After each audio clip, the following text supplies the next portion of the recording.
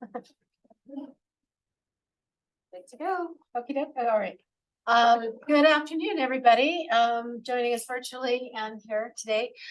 This is 1 o'clock in the afternoon, and I'm calling to order the Landmark Preservation Commission meeting of October 17, 2023.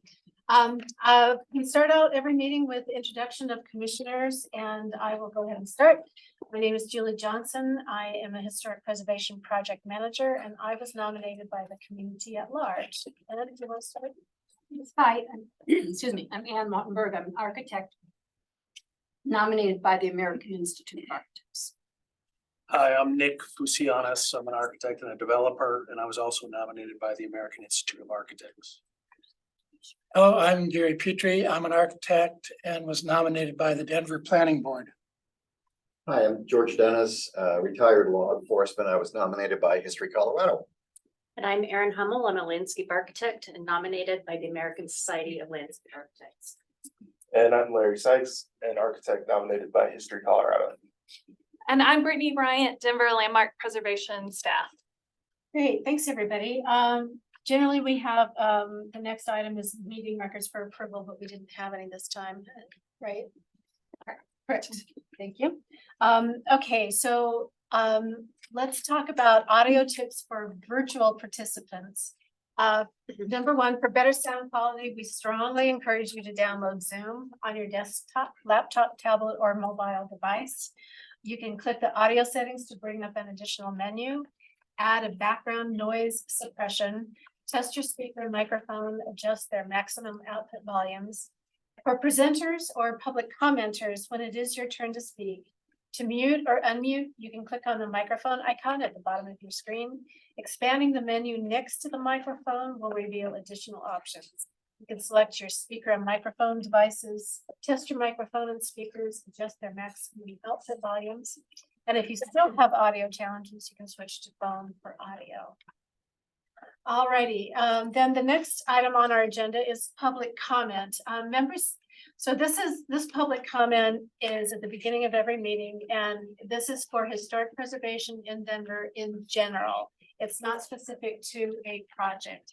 If you would like to make comments about a specific project, just hang with us. You'll have your chance to do that when we get to that project. This is historic preservation in general in Denver.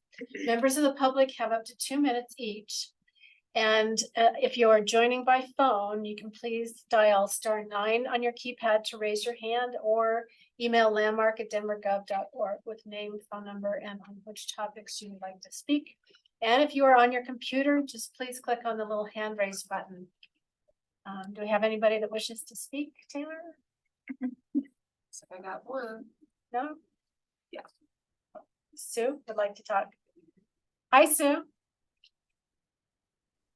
All right, I'm just trying to figure it out. I can't Okay. find them. So that's all I'm doing. Thank you. Okay. No worries. That was easy. Thanks, Sue. We'll talk to you later. Okay, are there any other comments? I do not see any other hands Okay, raised. great, Taylor. Thank you very much. Okay, then we are on to our consent agenda, and these are design review items which meet the design and guidelines and are recommended for approval without discussion. Applicants with items passed on the consent agenda should coordinate separately with their landmark preservation staff to receive a certificate of appropriateness. There is no public comment for consent agenda items. I will announce the consent agenda. I'll ask the commissioners to remove any items, or if they have any questions, we can deal with that before we vote. Commission members will announce any ex parte or conflicts of interest, and the commission will make a motion and vote on the consent agenda. So first of all, the list is 2023-COA-213 at 722 East 7th Avenue in the East 7th Avenue District. 2022-COA-220 at 3245 Curtis Street in Curtis Park. And 2022-COA-339 at 1403 East 21st Avenue in the Lafayette Street District. Commissioners, does anyone have any concerns, anything that you'd like to ask questions? No? All right, do I hear a motion from the floor to approve the consent agenda as presented? George, Madam Chair, I move to approve the consent agenda as declared. second? Second. Larry has seconded. All in favor, aye? I, Any opposed, nay? All right, the consent agenda has been approved unanimously. If you are here or on virtually, and you're on consent agenda, you are free to leave the meeting now because your, project has been approved. Just check with your landmark preservation staff person to get your COA. You're of course welcome to hang with us, if you want to hear more about, the projects, but you are able to leave us now if you wish. So now we get into the public hearing. We have, We just need to set the public hearing, so you don't have to Okay, open it all or right. anything like Okay, that. cool. All right, so we do need to set a date, for the, we need to set a date for the public hearing for 2023-LMDEMO 242 at 3104 Osceola Street in the Woodland Fourth District. The recommendation is to set the public hearing for November 21st, 2023. Commissioners, do I hear a motion to that effect? So moved. Why, thank you, Nick. Do I hear a second? second, All right, it has been moved and seconded, that we will set the public hearing for November 21st. All in favor, aye? Any opposed? All right, it has been unanimously approved, sorry. 2023-LMDEMO 242 at 3104 Osceola Street will be, will have its public hearing on November 21st, 2023. All right, then we do move on into our design review projects. I will announce the design review items on the agenda. The commission members announce any ex parte conflicts and contacts and conflicts of interest. The staff will introduce the application and recommendation. Commissioners can question the staff. The applicant has 10 minutes to make a presentation. The commissioners can question the applicant. And then public commenter, anyone who wishes to make a public comment either here or virtually, will have 2 minutes per person. And if you would like to speak regarding a specific project and you're not part of that applicant team, please click the hand raise button on your computer. For those calling via phone, dial *9 to raise your hand or email landmark@denvergov.org prior to the public comment period. Staff can clarify if necessary. The commission will deliberate and the commission will make a motion and vote.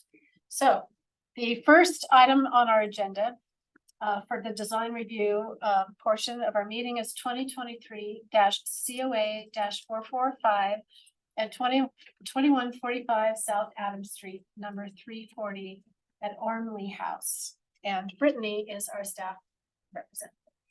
So our first project is a multifaceted project scope at an individual Denver landmark site, which is known as the Ormley House. This is the house here. And then the aerial image you see here is the entirety of the property. So this little shed structure here is the 1949 utility shed that is mentioned throughout the staff report. Here is the primary structure. It dates to 1899.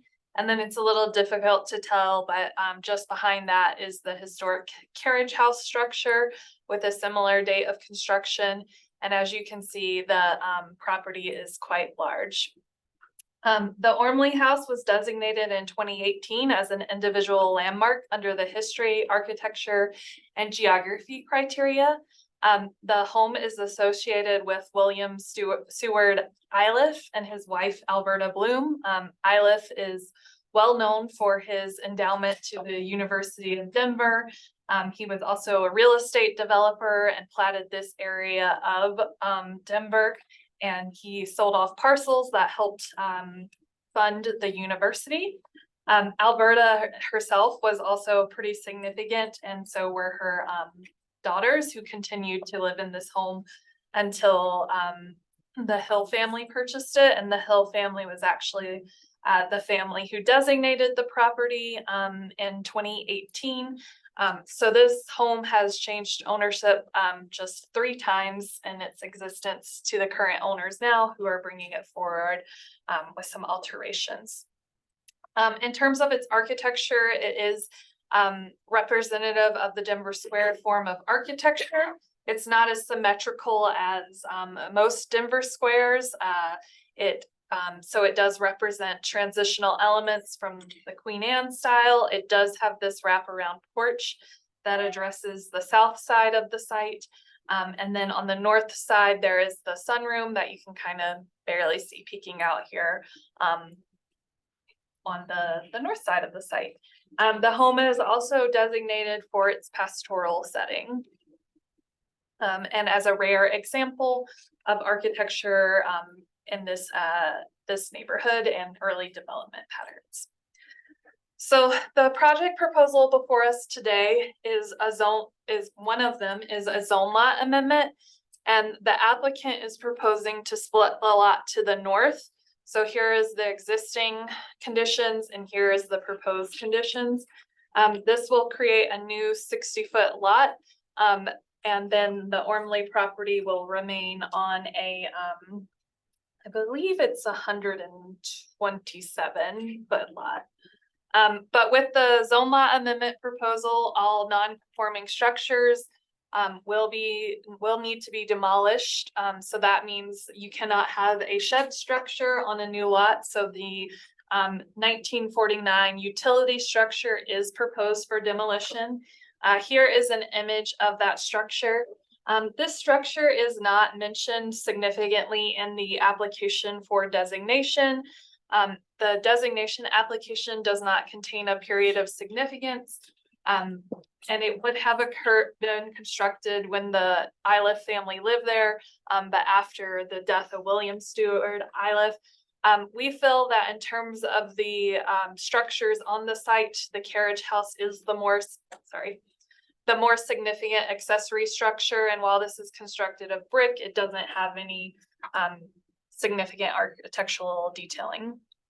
In terms of the proposed zone lot amendment, the north side of the home has a more utilitarian design. So in the interior footprint of the home, the north side is where the kitchen space is. On the second floor, there is a sunroom addition, and we do feel that the home is oriented more to address the south side of the site with this wraparound porch and the higher profile rooms on the first floor that include a living room and a dining room.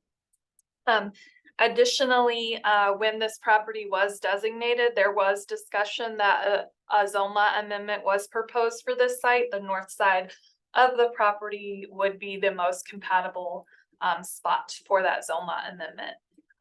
There is an existing drive aisle off of South Adams Street, and it's a little bit difficult to see in this site plan, but there will be a 15-foot easement to maintain that drive aisle. And again, it'll create a 60-foot lot that will still be within the purview of the Landmark Preservation Commission.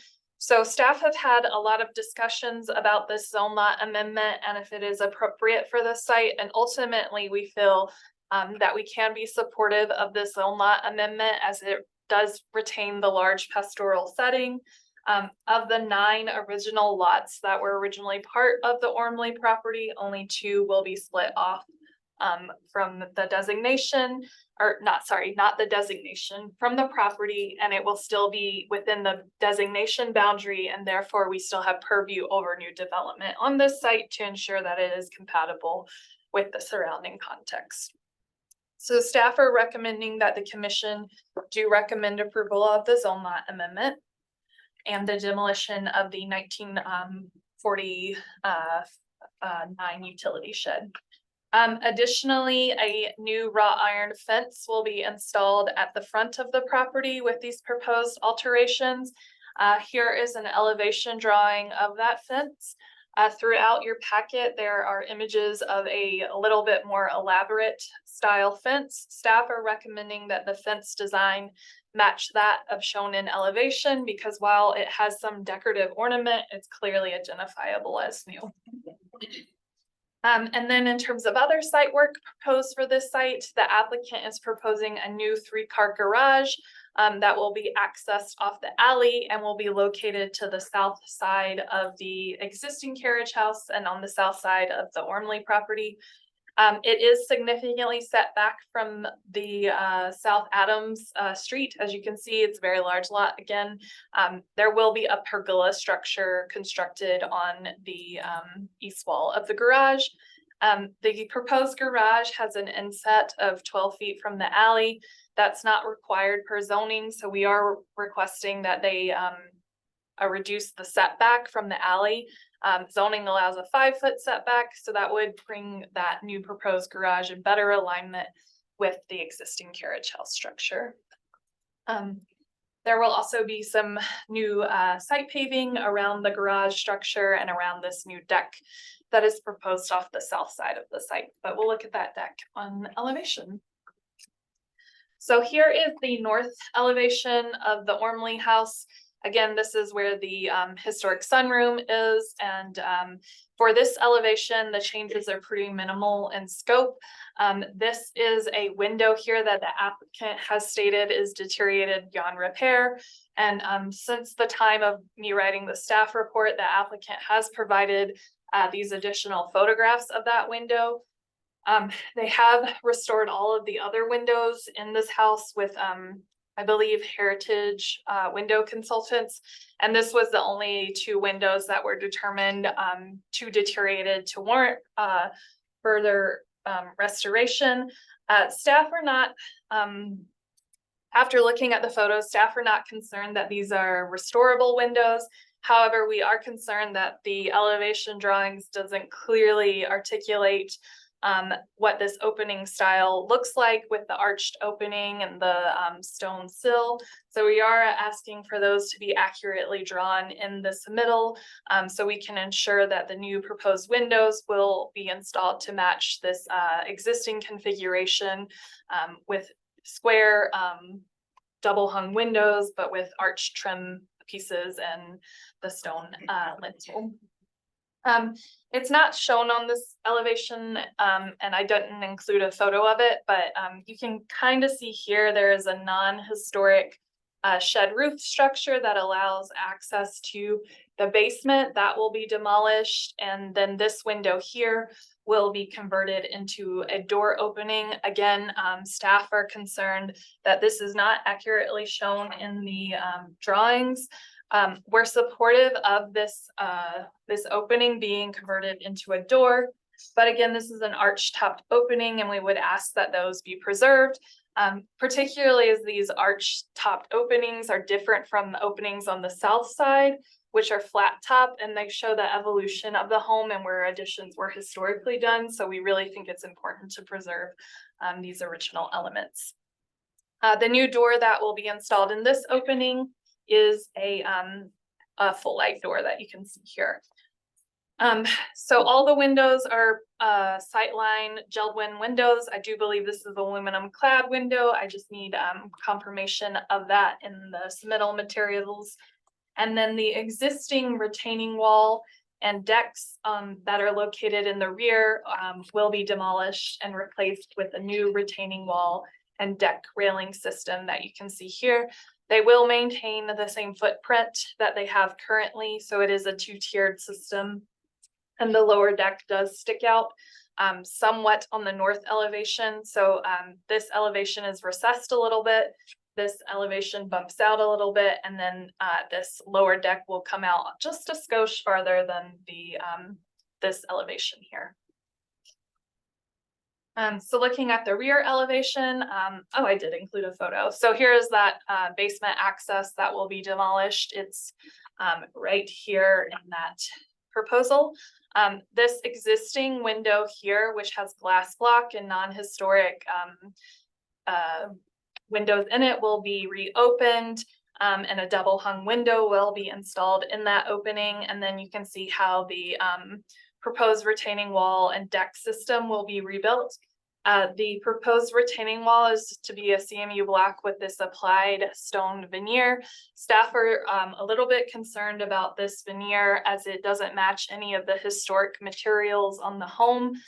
There is red sandstone on the home, so we would encourage it either to be a red sandstone or brick to match the materials of the primary structure. A railing will be added to The deck, there's not currently a railing, again, two-tiered system, so that's why you see the two railing heights. The railing is proposed to be wood with steel pickets. No major concerns over the railing and decking system. As again, it will replace an existing condition. We just ask that the retaining wall materials better match the home. So with the demolition of this basement access, this existing basement window that you see on the south corner of the home will be converted into a door opening with a concrete retaining wall and railing system to allow new access. This is not visible from the street, and staff are very supportive of this as it involves just demolishing the opening down a little bit to allow for basement access, and it eliminates this non-historic one that isn't as compatible as the proposed alteration.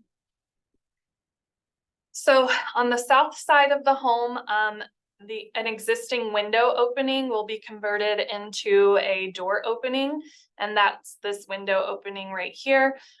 It's not currently shown in plan, the basement windows, so staff would like some additional details on how this basement window opening, which is just below the opening that is proposed to be converted, will be handled.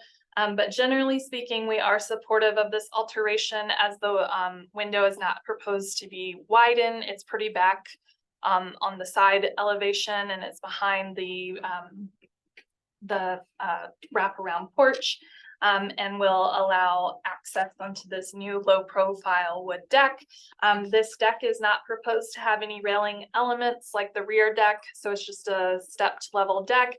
So pretty minimal in nature, and will have minimal visual impact on the historic home. It is a French double door system that is proposed to be installed in that opening, but the deck and the door are the major changes proposed for the south elevation. This elevation is again a little bit higher style in nature, but this is also a historic addition to the home, or as you can, or actually I don't know which is which. Anyways, the windows over here have heavy stone headers, and so again, we would like to see that preserved and shown accurately in plan, because again, we feel that that represents the history of the house. So we are asking that that also be shown correctly in elevation before we stamp these plans. And then finally, we have the new proposed 3-car garage. So the garage will be accessible from the alley. It will be clad in lap siding, I believe. But what that lap siding material is, I'm not entirely sure, because the materials pages show this hardy plank cladding material and this LP cladding material. So we just need the materials clarified. If it is the LP building material, it just needs to be their newer product and not their older discontinued product, because it's the commission has determined that that is not a quality product, and the re-engineered product is much more durable in nature. So we are asking for clarification on that. The garage doors will be steel with panel designs and a light. The garage man door, which is located on the north elevation, is a half light door. And then there will be 2 windows on the north and south elevation of the garage. They will have a wood trim sill, which is again the fiber cement detail. There is not an east elevation of the garage proposed, so we are asking for that east elevation. And then off of the east elevation, there is this wood pergola structure proposed to be constructed, and it will have fabric shade sails above it. Again, we are asking that the garage be moved a little bit further closer to the alley to better align with the historic carriage house structure. So generally speaking, we are supportive of the changes that are proposed for this site. We do have a few conditions on the submittal, and they are principally to address incompleteness items and things that are not entirely clear, and just to ensure that the changes made do preserve as much of the historic materials as possible. Our conditions are: preserve the original arch top opening on the north elevation and flat sandstone lintel on the south elevation when converting the window and window openings to doors and accurately depict in plan. Provide documentation regarding the condition of the window on the north elevation and only replace if deteriorated beyond repair, and replace to match existing conditions and accurately depict in plan. Again, the applicant has provided that additional information, but the commission didn't have it in time, so that is going to remain a condition.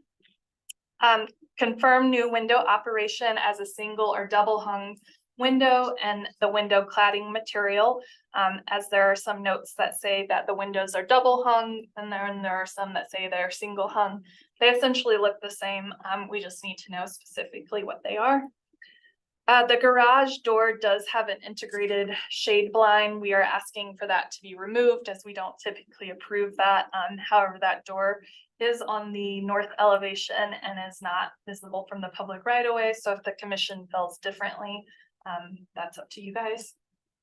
Align the new detached garage better with the historic carriage house by reducing the alley setback. Provide an east elevation of the garage. The garage on the east elevation doesn't have any openings, so it should just be a clad facade, but we just need to confirm that. Confirm garage cladding materials comply with guideline 4.20. Ensure fence design is a simplified version of historic fences. And again, staff are recommending the fence design as shown in elevation in the packet and not those shown in the photographs in the packet. And then finally, use a brick or red flagstone for the new retaining wall per guideline 5.7. Okay, Brittany, thank you. Commissioners, do you have any questions? I do. Oh, Gary. Is the property's pastoral setting part of its historic significance? Yes. So what's being proposed here could be interpreted as altering that pastoral setting.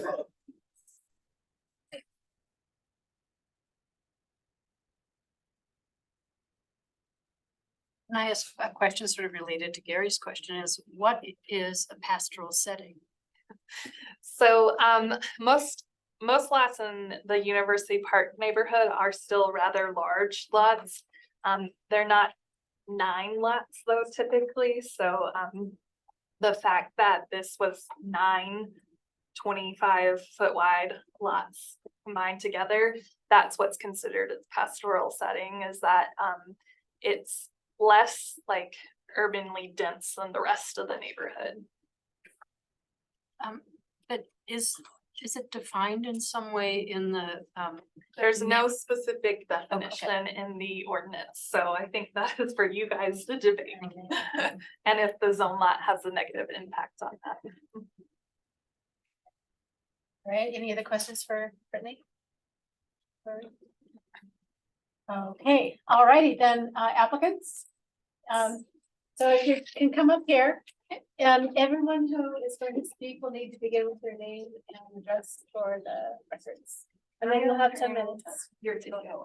Yeah.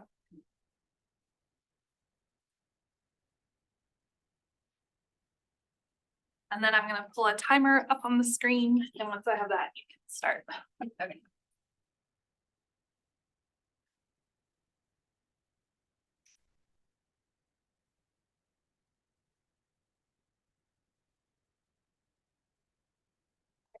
All right. I am Annalee James. I'm with Zaga Design Group, representing our clients who reside at 2145 South Adams.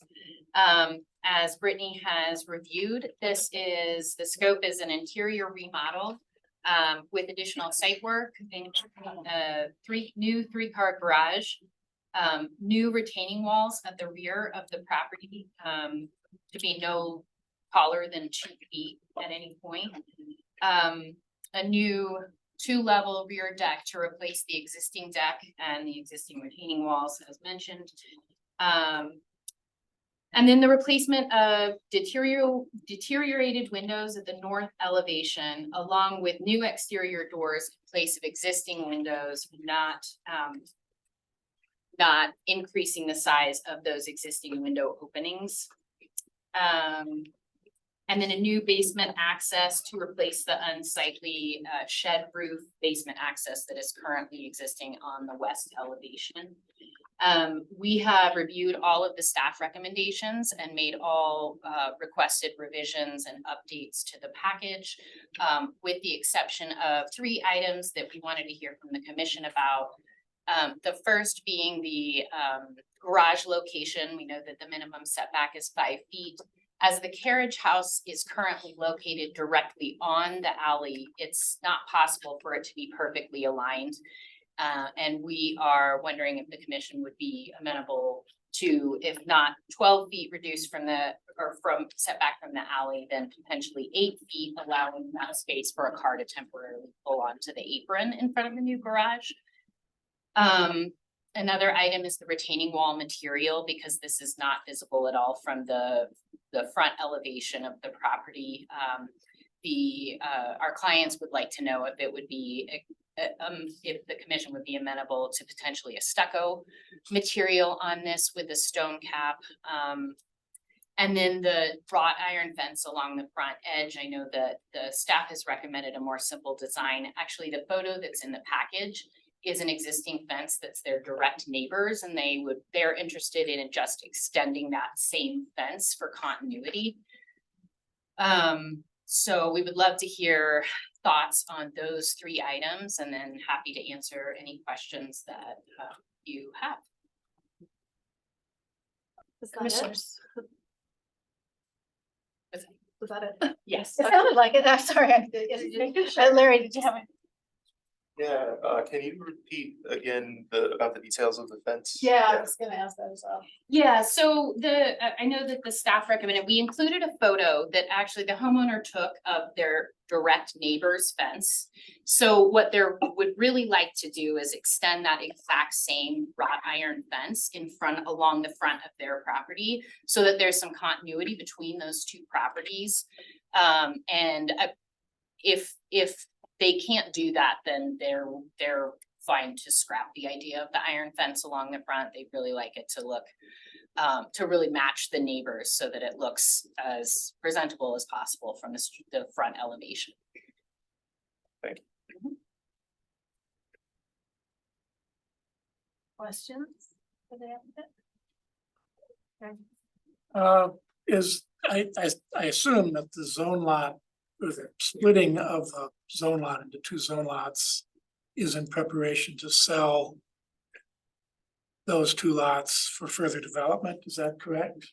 Yeah, the idea is to sell that north end of the property to help pay for these extensive repairs and to be able to make these changes to keep the historical accuracy as much as possible. So yes, the idea is to sell it for a potential single family home.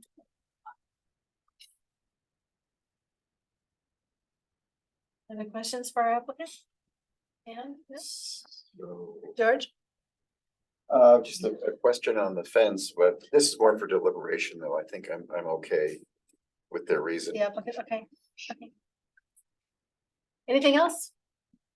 All right, then thank you very much. Thank you. Okay, we will go on to our public comment for this particular project. If you are joining by phone, you can dial *9 on your phone keypad to raise your hand, or email landmark@denvergov.org. And if you are joining via computer, just click on the little hand raise button, and then you will have 2 minutes to provide your comment. Taylor, do we have anybody? No hands raised right now. Okay, all right. Then seeing how there are no public comments for this particular project. Staff, did you have any additional comments or? Yeah, I do have some Okay, great. additional comments. All right, So the zoning would require at least a minimum 5-foot setback, so I do understand that the alignment between the proposed garage and carriage house will never be exactly perfect. I do think moving it closer to the alley though a little bit would make it a little bit more compatible with the surrounding context. And then in terms of the retaining wall, the guidelines, when it talks about a individual landmark site, which this is, it says use wall materials that are traditionally used on historic sites of similar style or era of construction use brick or natural stone. So that's why staff didn't recommend the stucco here, is because the guidelines say use brick or natural stone. If this was a retaining wall on a property that was just contributing to a district, we might be a little bit more flexible there, but you as the commission can discuss that if that's appropriate. And then I am not familiar with the fence matching the adjacent neighbor, but I think that's for you as the commission to also discuss. Do we have a photo of that? I mean, they send your packet, but I don't know if it's quite clear that it's the existing neighbor. Right. I have a question about the designation. How much of the site does the designation include? The entirety of the site. So Yeah. the subdivision would still put the two new lots as designated lots, and any development on that would have to go through design review? Correct. Okay. Can I respond to your comments? You have 7 minutes. Still, we don't normally allow a rebuttal, but if you have, Well, because I think Just you more could, context. more context is all. yeah, you still have 7 minutes, so we Okay. can allow you to speak for your full 7 minutes. Same for you as well. David addressed. I'm gonna turn your video.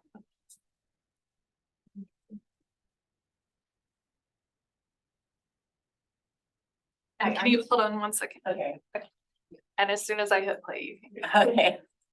So I'm Tammy Johnston, one of the homeowners, and talking about the wrought iron fence, the neighbor next door, and I think you do have a picture in your packet of that fence.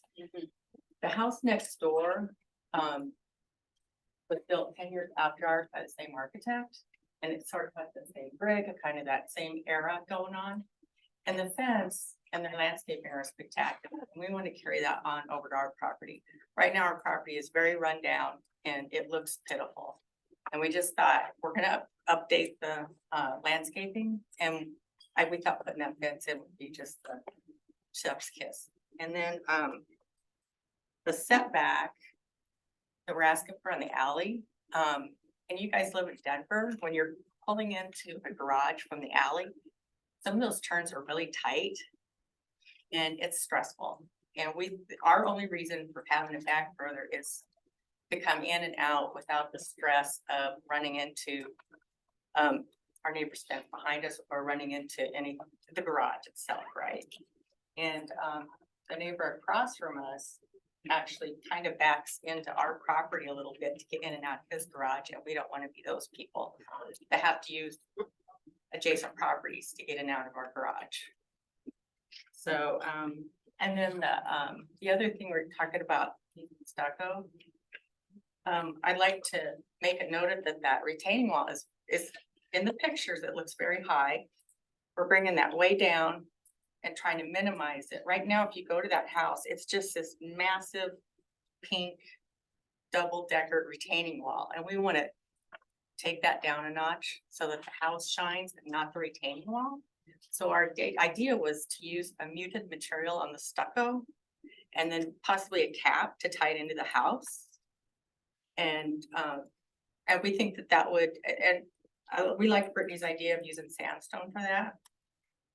And then we don't know what color for the stucco, but we want something that's going to be very minimize its impact to visually from that. But right now, when you're standing at our street or from the street looking at the house, you can barely see the retaining wall right now. And I think that, and I like the idea of putting sandstone on it or a matching brick to tie it in. Because we want this house to look great too, as much as you guys do. So those are just the 3 things I wanted to talk about what Brittany said. All right, commissioners, do you have any questions for the applicant? No, all right, good. Thank you very much. All right, And staff. and then just one final comment. So this house was on the market for several years after the Hill family, and everybody wanted to split the lot to help fund the rehabilitation cost of this property. So it's not just this particular applicant. Yeah, I'm sure that. Brittany, can I ask a question? Can you go back to the site plan that shows the lots? And just maybe for me, clarify where is the edge of the new lot? Yeah, so it is hard to tell. There are a lot of lines in there. There I'm are. not sure which one's which. So it is, where is my mouse disappeared. So this is line right here. It's the dotted line that's just below lot 34. Is that Yeah, correct? so it'll be new, let me zoom in. So lot 34 and 35 will be the new 60-foot lot. So those are, of the 9 lots, 2 are proposed to be split off. And there's Historic lots and blocks, not what the city considered. and there's a accessory note lots. on the top which says 10-foot setback. Mhm. And is there particular reason that that's? I don't know about that. That's not something we as the city like normally get involved with. They would just be required to conform to the zoning code setbacks, but some zone lots come in with certain easements and things like that the applicants work out privately with their neighbors, and I'm not sure. And I see some head shaking over there, so I'm not sure what that. Do you want clarification from the applicant? I guess what I'm just trying to make sure I understand, and I think Gary sort of alluded to this, is how in a new structure, how close would it be to the existing home? And I don't know if anybody can answer, is there a setback on the, I'm assuming we're talking about the south side also that's required? Yeah, so, they would only have to comply with the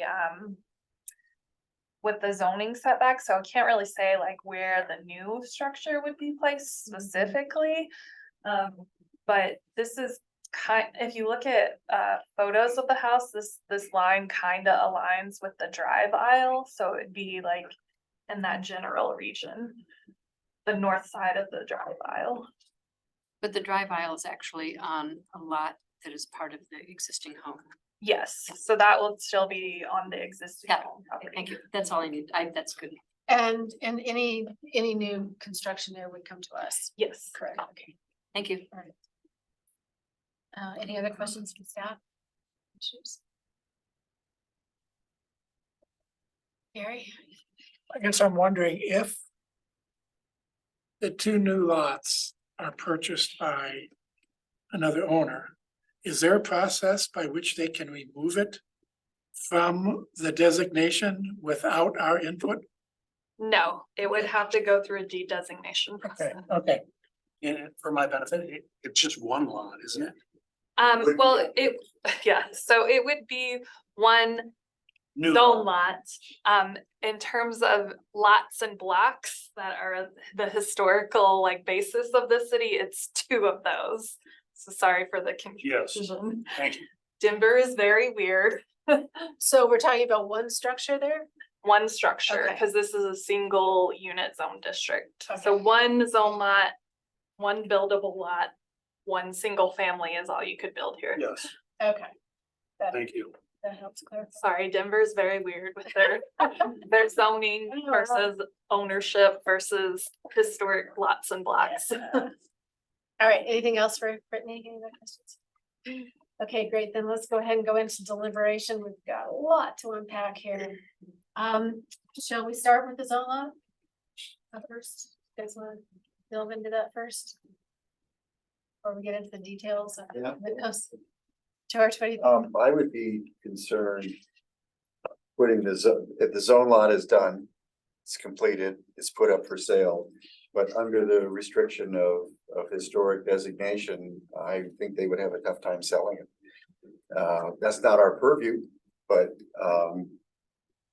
their work we approve their work, it would probably continue whether or not a lot that is under landmark guidelines for construction. I just think it might be problematic, but anyway, that's not for us. The fence continuity. Wait, let's just talk about the zone lot. Yeah, first. Okay. zone lot first, Okay. yeah, I actually Yeah. imagine they wouldn't. I think they have would, I trouble don't think they'd selling have it. any trouble selling. Yeah. It's no different than It's- infill and. In that historic beautiful district, neighborhood. I But think they'll be okay. I'm just gonna throw this out there that I most likely will support the zone lot amendment, but I'm really not in favor of it because there's so few of these large lots that had a certain importance and impact at the time they were built. But in order to facilitate the preservation of this landmark building and help fund it, I'm likely to support the zone lot amendment, but the landscape architect in me is very much against it, so. It's a very graceful neighborhood, I think, and that's. I share that sentiment because the pastoral setting, which relates to the land that's around the building, and some of that land will be developed and it'll reduce the pastoral setting.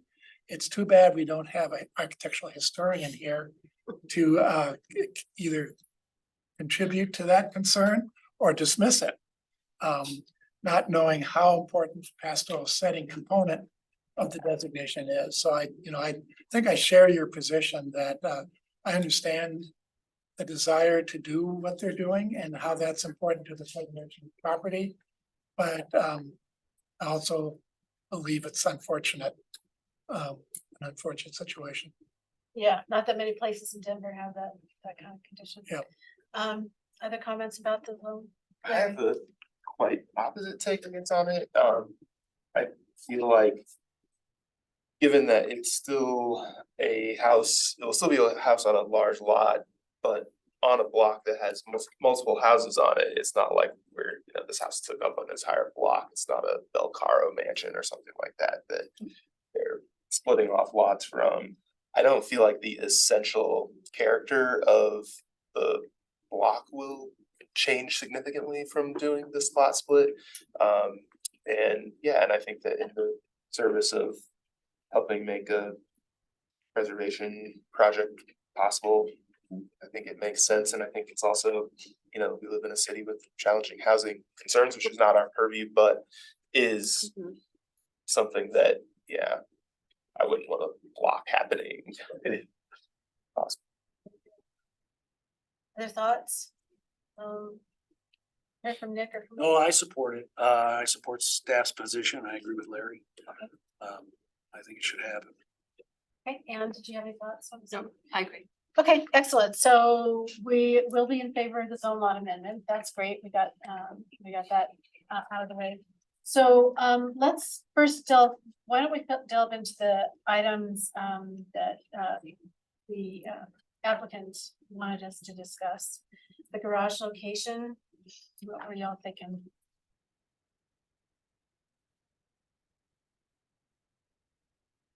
I think the garage location is also subject to the concern about preserving that pastoral character, especially on the south side of the house, where there is that large open space. And adding the pergola actually kind of complicates that. I understand the need to have adequate turn-in space. I don't think it needs to be 12 feet. I think it could be something less than that. I'm not sure how much less. And we don't have purview over landscaping, but right now there is landscaping at the rear of that portion of the property that if it were to remain or if it were to be reproduced in some fashion would screen the garage, which would kind of retain the character, even though we can't, that's where I'm struggling with putting a 3-car garage in that part of the lot. Let's talk about that some more. I wouldn't call it landscaping, I'd Yeah. call it vegetation. Yeah. Kind of hurt by that. I'm sorry. I apologize. I agree with setting the garage back some, but I think we could, I think, compromise between the 5 foot and the 12 foot setback to accommodate their concerns about backing into the carriage house or the neighbor's garage or yard. And I certainly hope they would put in some nice landscaping in there to help soften everything, but it's not our purview. Other thoughts on the garage? Larry, what were you thinking? I guess, yeah, for me, I think I just have a little bit of concern based on the first statement the applicant had, that the goal was to be able to park the car back there. I don't think that that's kind of within our purview to say that that's a legitimate reason, doesn't contribute to the Right. historic context. So I support the staff recommendation of 5 foot setback. Okay, George, what are you thinking? I'm also, again, pastoral garage, 3 cars. I would go with the 5 foot. So you go with staff recommendation? Mhm. Okay, excellent. Nick? I agree with staff's recommendation as well. I also agree with the point that was made relative to the trellis on the back of the garage and its impact to the pastoral setting. But if staff is gonna support that, I can support it as well. It's just, it seems a little bit out of context, the architecture and the materials that are utilized for that 3-car garage. It seems a little cookie cutter for that setting, but if staff can see their way around that, so can I. That's great, thanks. Yeah, did you have that? You agree?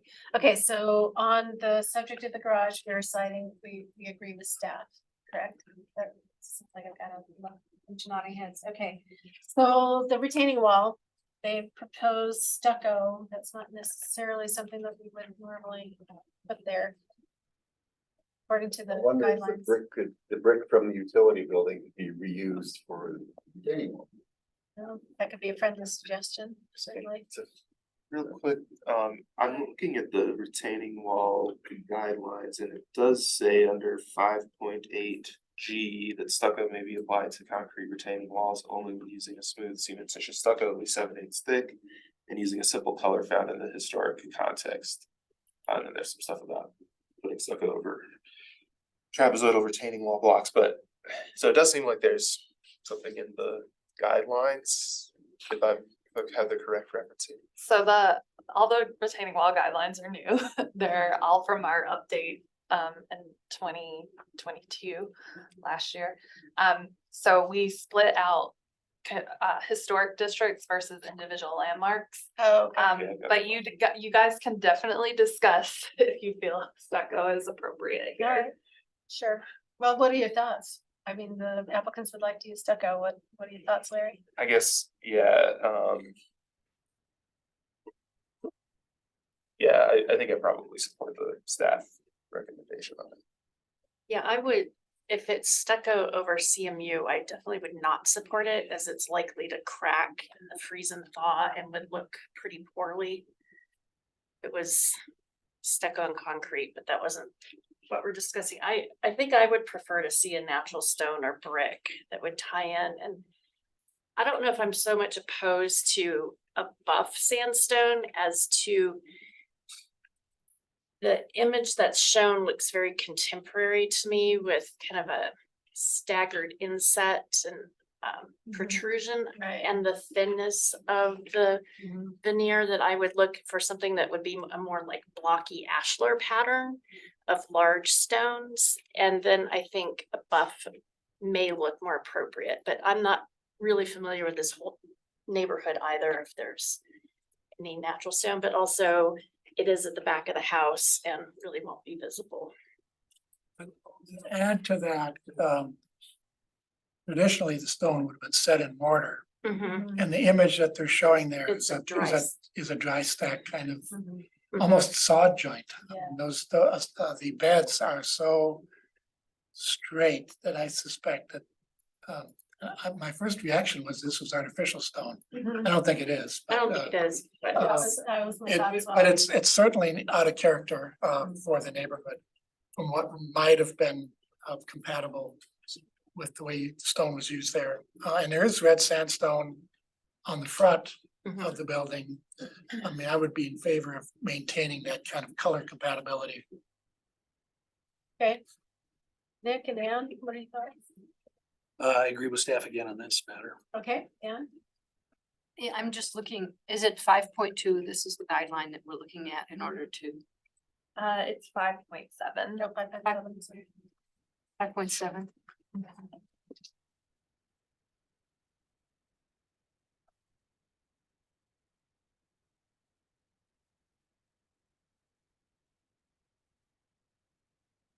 I guess that, yeah, 5.7 tells me sort of that it should be that stucco is probably not appropriate and that some kind of a stone setting would meet the guideline, because that's Right. exactly what the guideline says.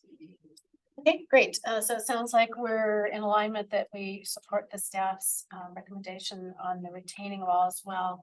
And then the last item that the applicants wanted us to consider was the wrought iron to continue the pattern that the previous or the neighbor has. George? Well, the only comment I had on the fence was that if they want a continuity with the next door neighbor, I was concerned about reconstructing history, and since the neighbor's house was built after the house we're talking about, then it's not reconstructing history, it's kind of modernizing, so I'd be okay with the fence joining. All right. What does our landscape architect think? I'm okay with continuing the fence style. Okay. Anybody else? I was just a little confused looking at the Google Street View. It looked like if the reference photo is supposed to be the house to the south, it looks like it has a different style of fence than what I'm seeing in the photo in the packet. But yeah, I don't generally have any No, I see. concern of either of Oh, them I see. Okay. continuing. Brittany,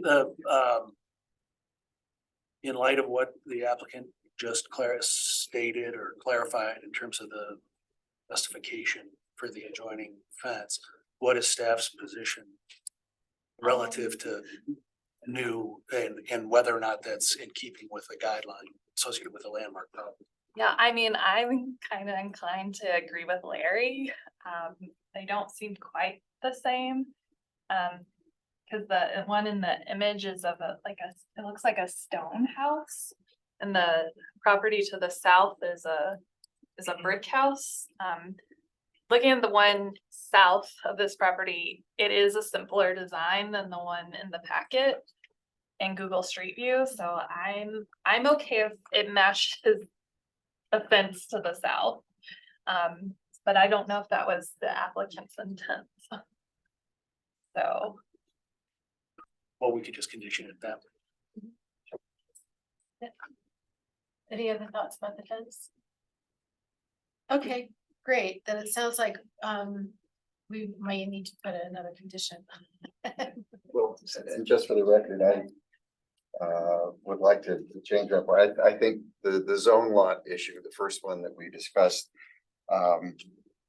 as a means of providing for the rest of the restoration, I could support it. Okay, all right, okay. So yes, supporting the zone lot, that's a big part of this, so we can agree on that. And then what I've got is, so we are supporting the staff on the garage location. And we are supporting staff on the retaining wall material.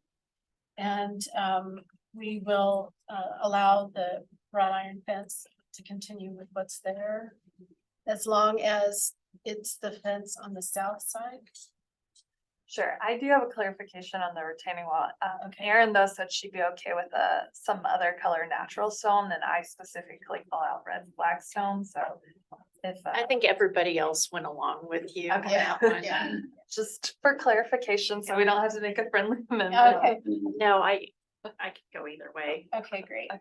Great, thanks. All right, okay, so then, commissioners, we have a few other things here. What, we have a number of windows proposed. It sounds like they've already done quite a bit of work on the historic windows and the new photos that were provided look like indeed that window is pretty much beyond repair and when you pick that up. So it's hard to come back from that, but at any rate, I'll stop talking and let you all, what are your thoughts?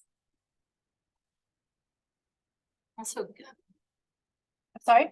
can condition 8 stand as it is? Because if the fence to the south is a simplified version, all we're saying, I think, is can it stand that as it is and let staff make the call? Yeah. On it, correct? I think so. Yeah. Don't think Adam's okay with that. Adam's not okay with that? Oh, You have to remember what you're proposing is an approval with conditions, which means those conditions have to be adhered to. You want to avoid approvals with some subsequent approval. That just doesn't make sense. Like a double approval. So again, it's up to you how you want to make this motion, but be cognizant of how those conditions will be met. I would just say, since the applicant indicated they want to match the neighbor, you could just change condition 8 to match the the. neighbor's Yeah. fence to the south. Okay. All right. Thoughts about windows? Or everybody seem to be okay with windows? Yes, I certainly appreciate all the work on the historic windows. Okay, any other thoughts on any of the other items that we? All right, so this is gonna be a long motion. Who would like to give it a shot? I'm happy to. All right, Nick, thank you. Madam Chair, I move to approve with conditions application number 2023-COA-445 for the zone lot amendment, detached garage, demolition, window and door alterations and site work at 2145 South Adams Street as per design guidelines 2.14, 2.16, 2.19, 2.20, 2.24, 2.40, 2.58, 4.8, 4.18 through 4.20, 5.2, 5.5, and 5.7. Character defining features for the Ormley House, presented testimony, submitted documentation, and information provided in the staff report with the following conditions. 1, preserve original arch opening on the north elevation and flat sandstone lintel, I think is the word we're looking for there. On the south elevation, when converting the window openings to door and accurately depict in plan per guideline 2.14. 2, provide documentation regarding the condition of the window on the north elevation and only replace if deteriorated beyond repair and replace to match existing conditions and accurately depict in plan per guideline 2.16 and 2.19. 3, confirm new window operation as single or double hung and window cladding material per guideline 2.19, 2.20, and 4.8. 4, eliminate integrated blind shade from garage man door per guideline 4.8. 5, align the new detached garage better with the historic carriage house by reducing the alley setback per guideline 4.18. 6, provide an east elevation of the garage per guideline 4.19 to confirm elevation design. 7, confirm garage cladding material complies with guideline 4.20. 8, ensure fence design is simplified to match the adjacent property to the south per guideline 5.5. And 9, use a brick or red flagstone for the new retaining wall per guideline 5.7. Thank you, Nick. Second, Gary is second. and I have a minor correction. Okay. It's Adams Street, not Adams Street. All right, It's plural or all right, so the friendly amendment, do you accept said friendly? Yeah, and I did read Adams. I didn't say Adam. Okay, all right, so Nick has made the motion and Gary has seconded said motion. All in favor, aye? I, Any opposed, nay? All righty, this has passed unanimously. And you can work with your staff person to get the CFA. Okay, so we are on to our next design review project, and that is 2023-429 at 231 Delaware Street in the Baker neighborhood. And I understand that our Larry Sykes has to recuse himself. Anybody else? Okay, great. We'll come get you. We'll come get you, dude. Yeah, you're not getting off. Trying to figure out how to share. And Jesse is our staff person.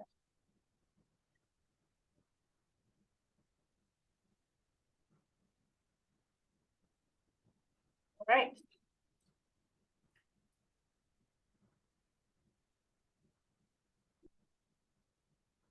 Okay, I'm still not seeing, okay, there we go.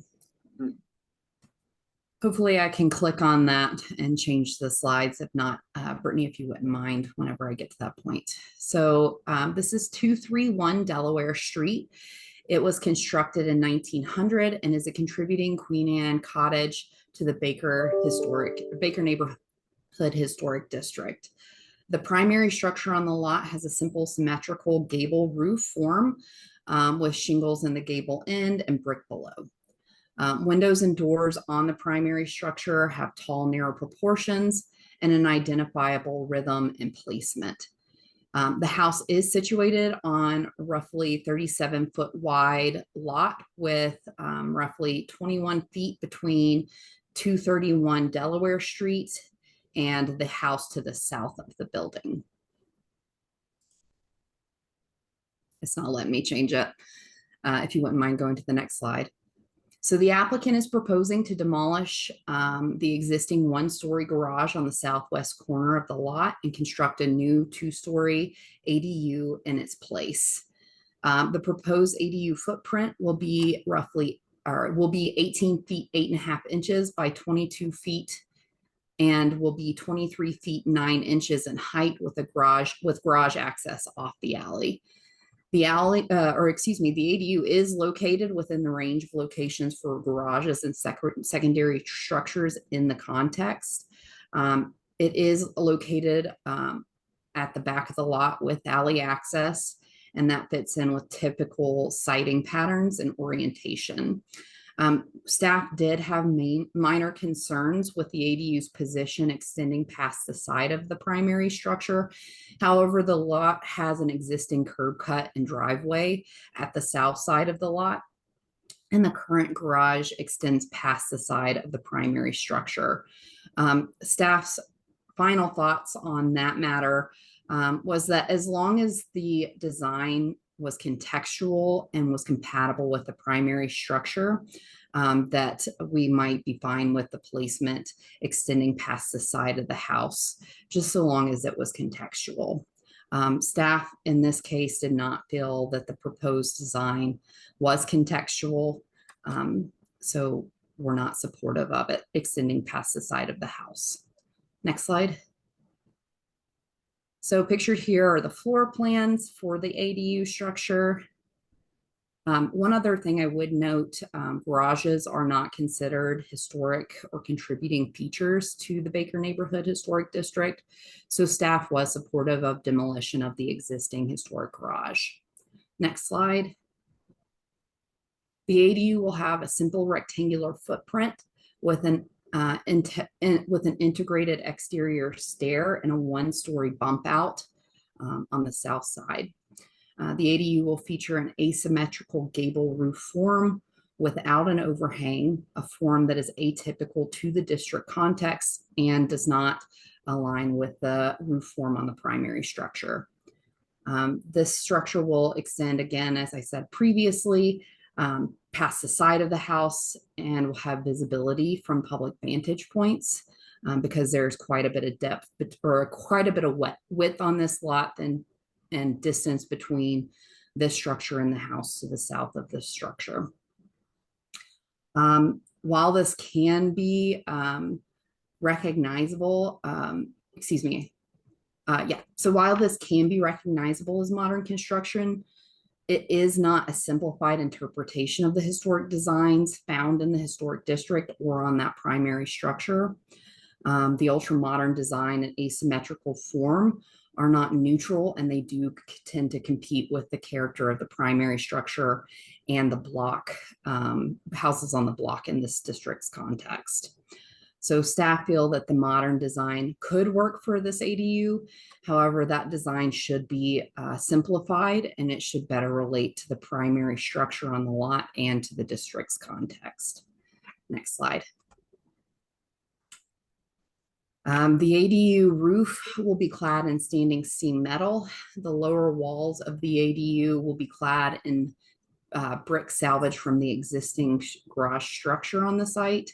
And then the upper stories of the walls will be clad in vertical siding with a Shoshogi bond finish. The building will feature a break metal transition banding detail between the brick and the wood siding materials. Windows will be fiberglass, and doors will have break metal headers. The applicant has not provided specific details on the garage doors, service doors for the building, and will need to include that information in their application. Exterior lighting for the ADU will be simple cylindrical downlights, and the fence will be a vertical wood picket fence. Staff are generally supportive of the materials, but do have concerns over the orientation of the wood siding. The guidelines specifically state that vertically oriented wood siding should be used sparingly and in locations where they are not readily visible from public vantage points. So staff are supportive of that Shoshogi bond finish, as it allows the wood siding to be recognizable as modern, but feels that a more traditional horizontal orientation would help to ground this ADU into that historic context. Next slide. So the applicant has included several examples of secondary structures in their application materials. Two examples show asymmetrical roof forms. Those are on the left-hand side of this slide. Staff did look into these.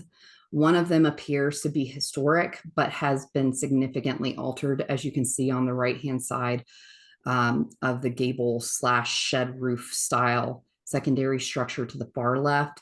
It's brick all the way up, and then it looks like at some point they popped the top, so to speak, and added the shed roof form with shingles in it. So not a historic alteration, and it tends to be atypical to the district. 87 West Cedar Avenue is a modern construction. It's not clear when it was constructed exactly, but it was well after the period of significance for this historic district as reviewed in Sanborn maps. And it was done prior to our current guidelines. So it would not be a contributing structure. What you can see that is typical of secondary structures in this neighborhood are simple gable hipped or cross gable roof forms. I have a few examples here on the screen on the right hand side of that slide. And they're very simple in footprint with regular window rhythms and a simple gable form in these examples. And there is some relationship to that primary structure. So staff feel that that proposed ADU roof form is atypical and it's not contextual. And this allows the overall form to compete with the primary structure and other structures on this block. Next slide. Pardon me, I gotta get a drink of water.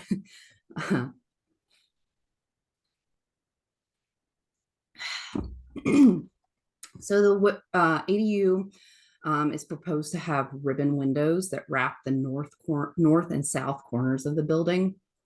The window proportions and rhythms are atypical to secondary structures in this district. If you'll recall back to that previous slide, most of those windows were very tall, narrow proportions with regular recognizable rhythms that related to that primary structure. You do find ribbon windows in this historic district. The applicant included examples of ribbon windows. However, these are almost entirely on porch infill that may not be original to the structure. Some of them, it looks like they may be historic or have aged into historic, but they are not original to those structures. And they're certainly not found on any secondary structures. They're all on primary structures. The same thing goes with the corner windows on this proposal. They did provide examples of other corner windows in this district, but those are all on primary structures with no evidence of them being found on secondary structures or in that secondary structure historic context. So staff are not completely opposed to the use of corner windows on the ADU, but do recommend that those be used in moderation, and that the proportions of and that they be used on portions of the building that are not readily visible from public vantage points. Staff also feel that some flexibility could be granted on the articulation of windows and doors if alterations are made to other details on the ADU that allow it to be more compatible with the context and better relate to that primary structure.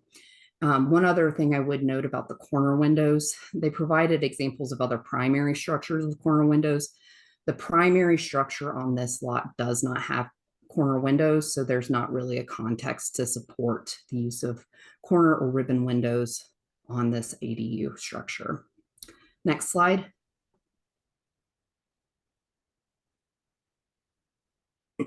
So pictured here are just a few three-dimensional renderings showing the proposed ADU. Additional renderings can be found in the application packet for your review. Staff is recommending denial of this application for the following reasons. Staff feel that the ADU is not a simplified interpretation of historic designs and competes with the primary structure and surrounding historic context rather than blending in with the context. That's guidelines 4.5 and 4.19. The asymmetrical roof form is atypical and should be simplified so that it relates to the primary structure and surrounding historic context, citing guidelines 4.6 and 4.19. The proposed windows and doors feature proportions, rhythms, and placement that are not consistent with established proportions, rhythms, and placements found on the primary structure or in the district context, guideline 4.8. And then staff have minor concerns with the ADU's position extending past the side of the historic structure and would be more supportive of the proposed placement if the design of the structure were more compatible, citing guideline 4.18. Finally, the wood siding should have a horizontal orientation so that it better fits the context, guideline 4.20. I would like to note that the Baker Neighborhood Landmarks Committee met on June 21st, 2023 to review the proposed ADU. The RNO voted to approve the application and commented that they were supportive of the overall size and scale of the proposal, but were concerned were uncertain of the ribbon windows and asymmetrical roof. The committee encouraged the applicant to consider neighborhood precedents for corner windows, tin shed garages, and Shoshone bond siding. A copy of the RNO comments were emailed to you yesterday. And Brittany, the applicant does have a presentation. So I have it. Excellent. that concludes my presentation. If you have any questions. Great. Thanks, Jesse. Questions, commissioners? No questions? No questions, Jesse. Thank you very much. Well done. So we are going on to our applicants. Are our applicants with us and ready to join? If the applicants could raise their hands Yeah, so I they're- can promote them all. I saw one. There we go.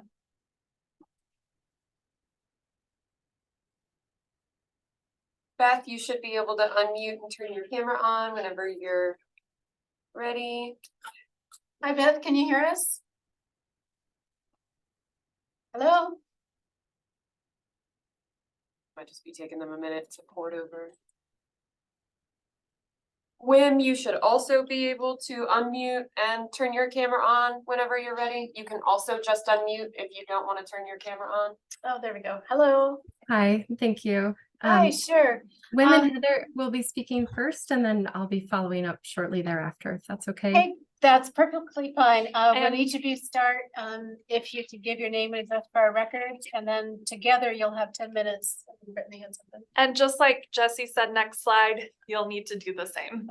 Will do. Thank you very much. And I'm Sure. gonna be moving at a quick clip, so. Anytime you're ready. Okay. Heather and Wim, would you like to start?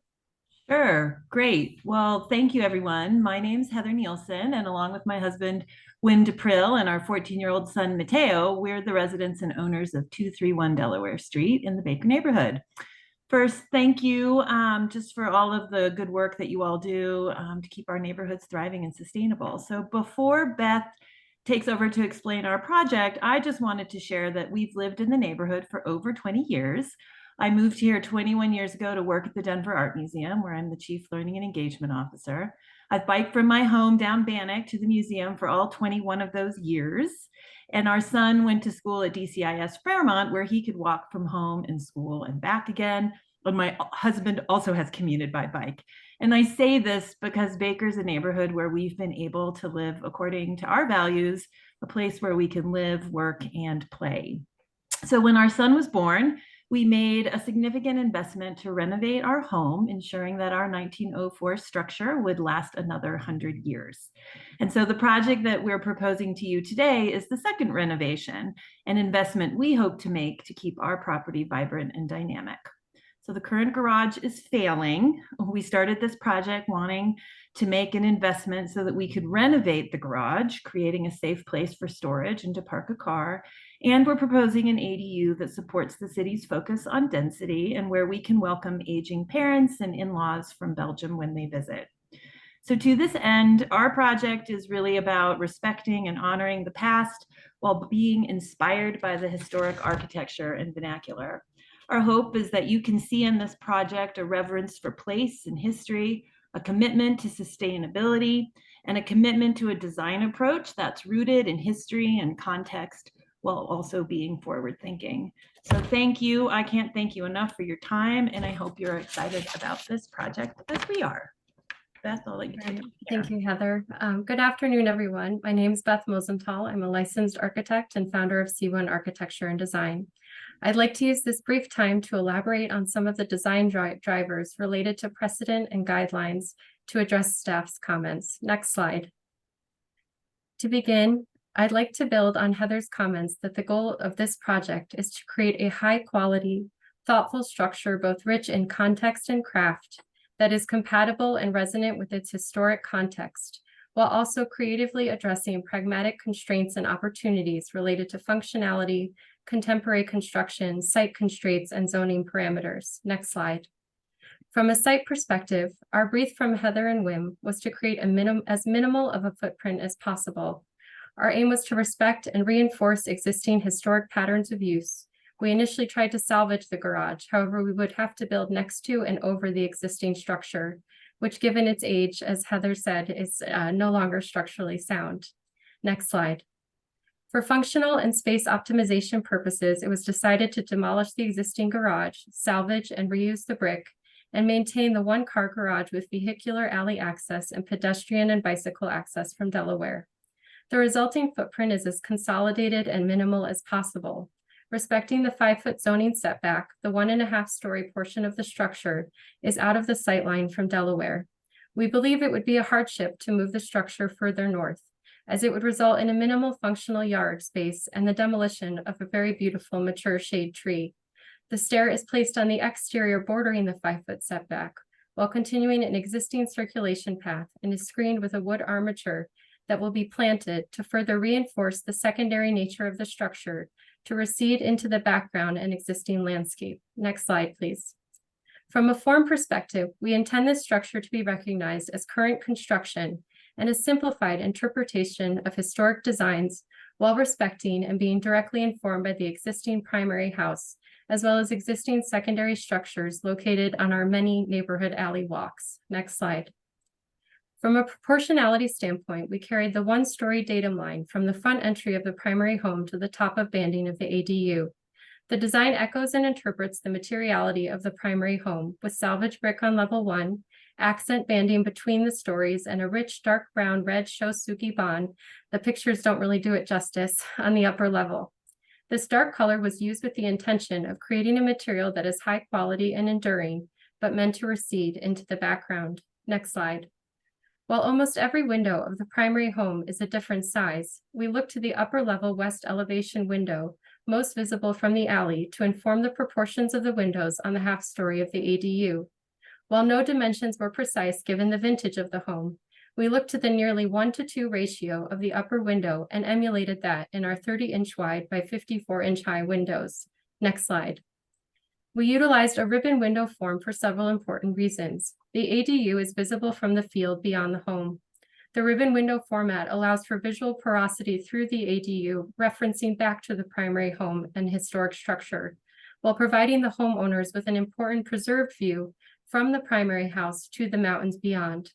We believe preserving views is a best planning practice for the short and long term. Next slide. This slide is, that slide shows some of the ribbon and corner windows found in the neighborhood that provided us with inspiration rooted in context. Next slide. In our efforts to keep the massing minimal and functional, we utilized an asymmetrical roof, which we had drawn inspiration and precedent from, again, from our alley walks of the neighborhood. We felt putting a steeper pitch roof on the south elevation allowed for an entry to the ADU that has a direct relationship with the primary home's south elevation's dormer, proportionality, and visible roof area. Next slide.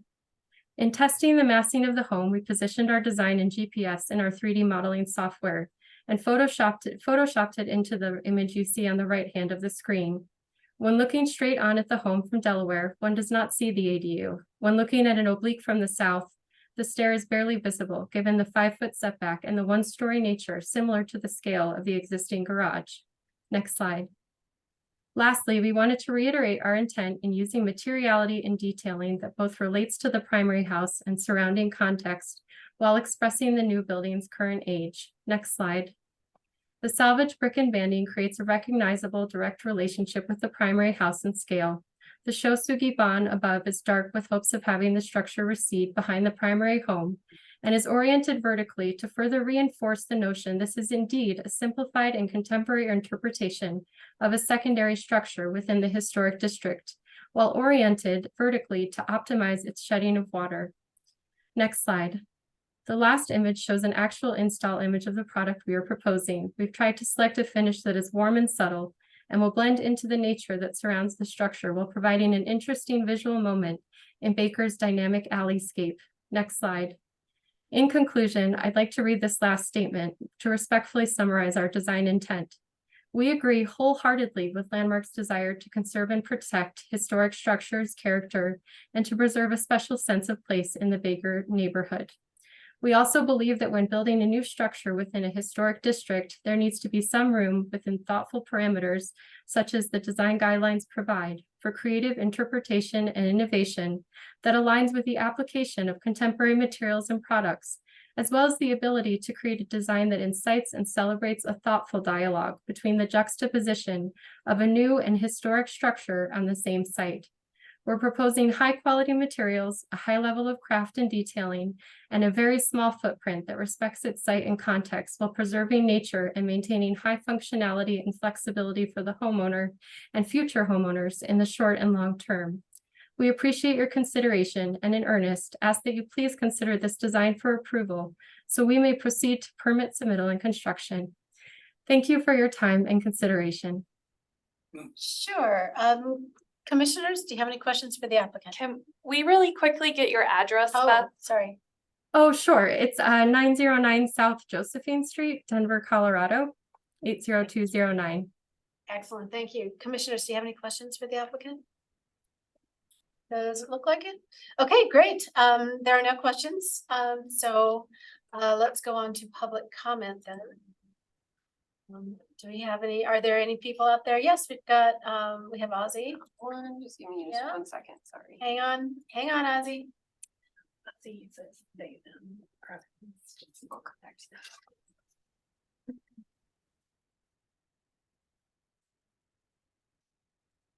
Ozzy, you should be able to unmute now. Hello, can you hear me? We can hear you. So you know the routine, name and address, and you've got 2 minutes. Thank you. All right, yeah, hi there. I'm Ozzy Friedrich, 528 West First Avenue. I am the chair of the Baker Landmark Committee, but I'm presently speaking my personal opinion rather than representing the neighborhood. Okay. I've been chairing the Neighborhood Landmark Committee for 7 years, and to date, this is my favorite project that I've reviewed. I think the trickiest thing in landmark review is deciding compatibility. And I've been living 4 blocks away from the project site for 20 years. And I would say that this is a profoundly compatible project that offers something even more valuable in that it helps you to see and appreciate the neighborhood in a new way. The goal of the design guidelines is compatibility rather than conformity. And I believe there's room to interpret the guidelines in application to this project in a way that helps it to move forward. It's clearly subordinate, it's tiny, and it leaves a lot on the table in terms of its zoning possibility. And I feel that the way that it's articulated also further reduces its scale relative to the surroundings.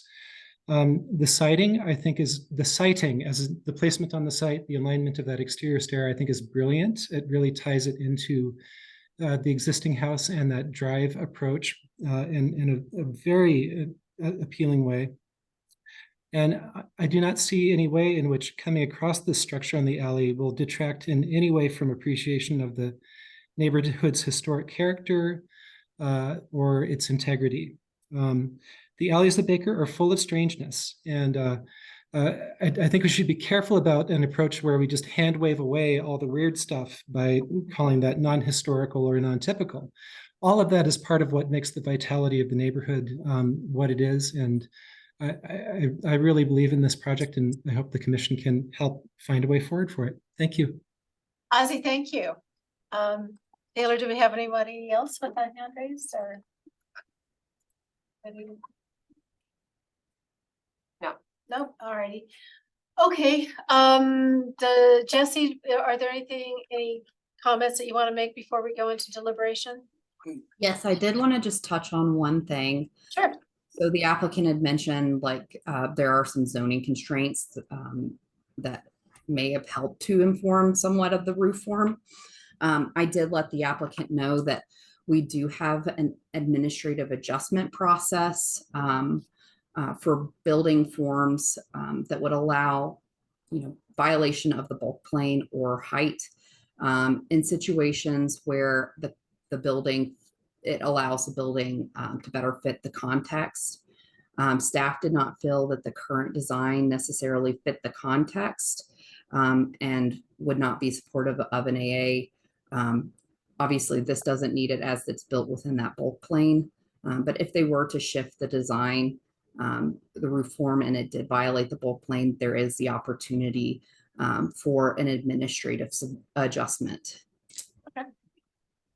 All right, commissioners, any questions for Jesse before we go to deliberate? All right, Jesse, thank you very much. Commissioners, let's go into deliberation. So what are your thoughts? The recommendation is denial, but well, I'd like to start. I agree with staff, by the way, that the recommendation really needs to be a denial, but I think there are a lot of things in this project that are really valuable and really worth moving forward with. And talking about guidelines 4.5, designing a new building to be recognized as current construction, but respecting key features. I think, to me, the issue is that everything sort of got thrown out of the window. And I think we've had other applicants have come and said, this is a modern interpretation. And in order to do that, you actually need something to be interpreting from. But I actually think that the asymmetrical roof could completely work. But I think what doesn't work is the lack of overhanging eaves, because I think the combination of those two things throws this throws the asymmetrical roof into a completely different category.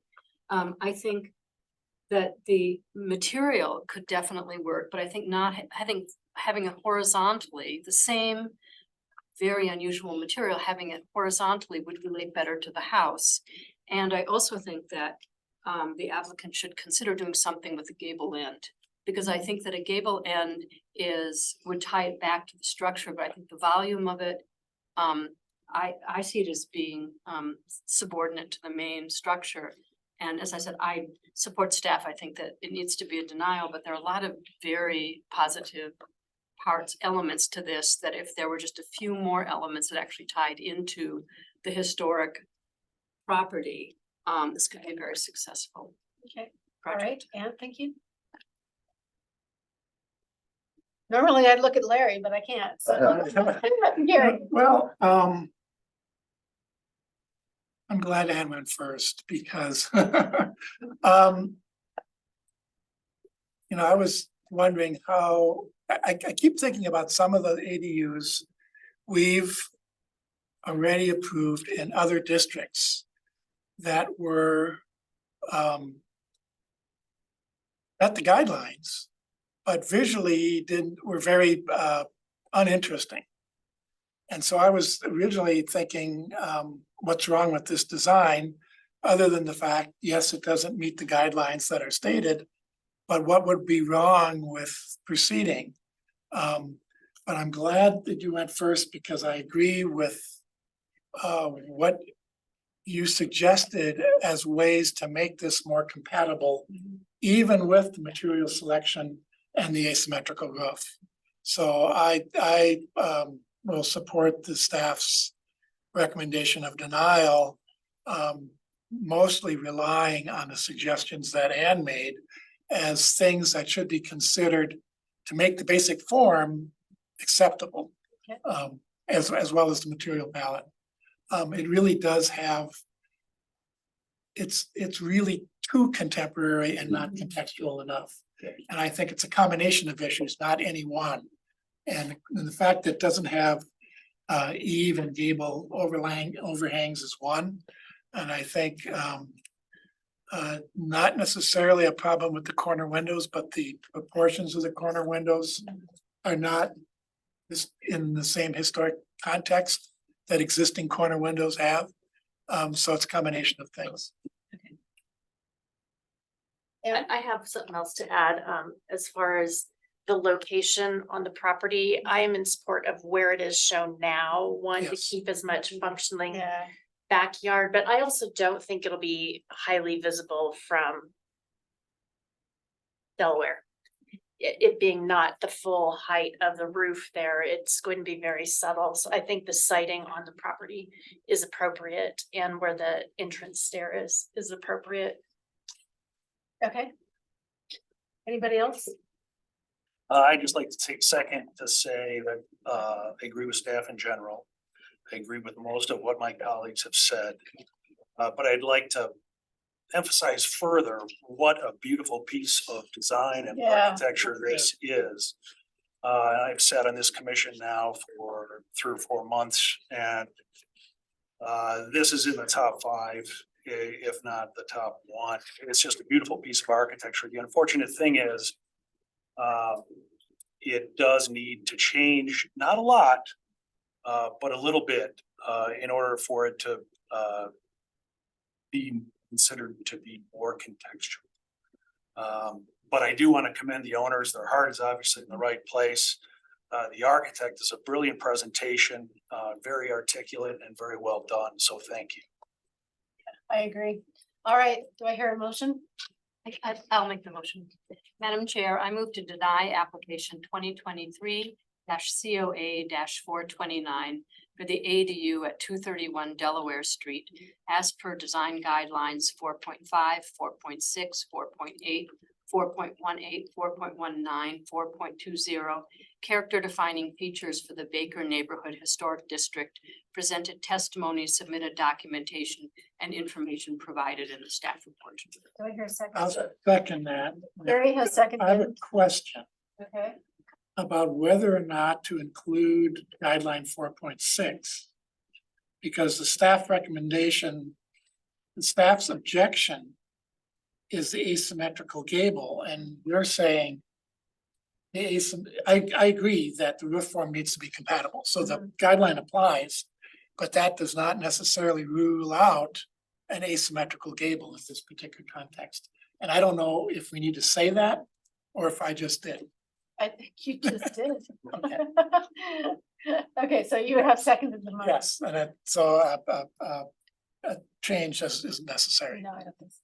All right, all in favor, aye? Aye. And any opposed, nay? All right, so the application has been denied, but we are very much looking forward to it coming back to us, so. All right, so then go somebody get go Larry. get Larry for us. And then I said.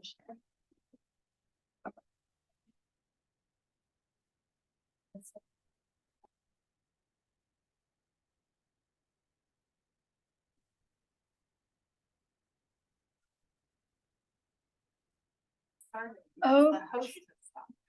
Oh, the host. Well, Can you give permission, Taylor, to the web guest? Oh, I turned it off earlier. alrighty, so our last design review project this afternoon is Crystal's project. It is 2023-COA-442 at 3044 Champa Street in Curtis Park.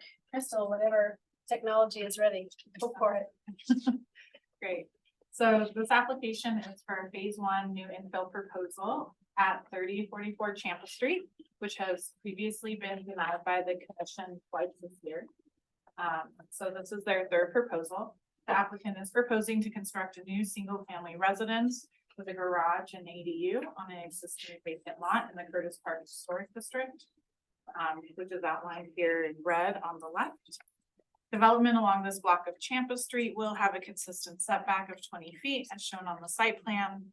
And both 3052 and 3042 Champa Street on either side of this property have a 20-foot setback as well that's already been approved by the commission.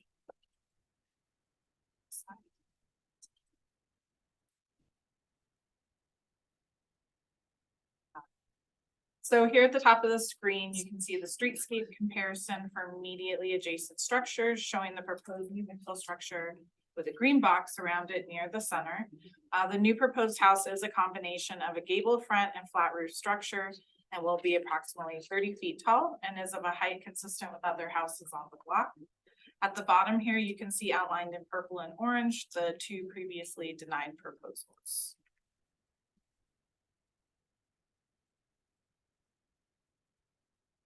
So here at the top, you can see additional studies the applicant included in relation to encroachments into the bulk plane that have previously been approved on the block. At the bottom, you can see these previously denied proposals and the current proposal for the third floor rooftop deck with access. And with this current proposal at the far right, which is today's proposal, you can see that it will not require an administrative adjustment as this proposal does fit within the bulk plane currently.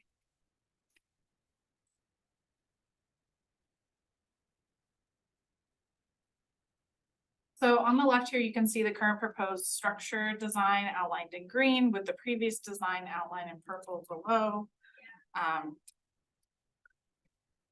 Design guideline 4.4 states to design the height, mass, and form of a new building to be compatible with the historic context. The building form is a combination of gable front and flat roof, which are both roof designs that are found within the district and are common, though not frequently combined this way. However, this combination will also help make the structure recognizable as current construction.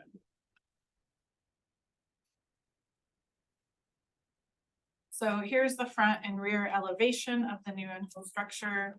And again, those previously denied designs are outlined below. The new house utilizes these two typical building forms at the roof area, the gable roof and flat roof forms. The third floor roof is also flat and is set back from the front facade approximately 16 feet and will not be highly visible from public vantage points.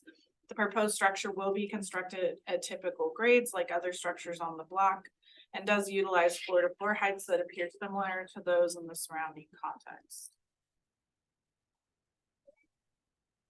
And then here are the side elevations of the structure. As you can see, the proposed windows and doors are at similar historic proportions to what's found within the district and match typical placements. Design guideline 4.17 states to ensure that decks are compatible with the surrounding historic context. So the redesign has now created one long rooftop deck, which is proposed behind the parapet of the flat roof portion of the structure at the front and will run the length of the flat roof portion of the structure. The rooftop deck will cover a large area of the roof and does begin at the front facade parapet wall. The roof deck may be visible from the street, but it is screened by the parapet wall and will not adversely affect the surrounding historic context. And then here you can see the garage ADU design, which is not changed from the last submittal. It is in a typical location for garages in the district. Will be accessed off an alley to the rear of the property, following historic patterns. And two-story flat roof structure is subordinate to the primary structure and matches heights found in the district. And then finally, here's some perspective views of the proposed structure. The proposed infill structure's mass and form is a combination of this Queen Anne style with a flat roof form, which are forms found in the district. Therefore, staff is recommending approval of phase 1 of this project. Crystal, thank you very much. Commissioners, any questions for Crystal? Nobody has any questions for you, Crystal. Thank you very much. All right, then we go to our applicant presentation, and our applicant is here. I'm just here for some questions and to conclude, but I think Jason from our office, and Okay. first the homeowner right there. Okay. Carolyn Kaufman. Excellent. First. Terrific, thank you. Let's bring him on board.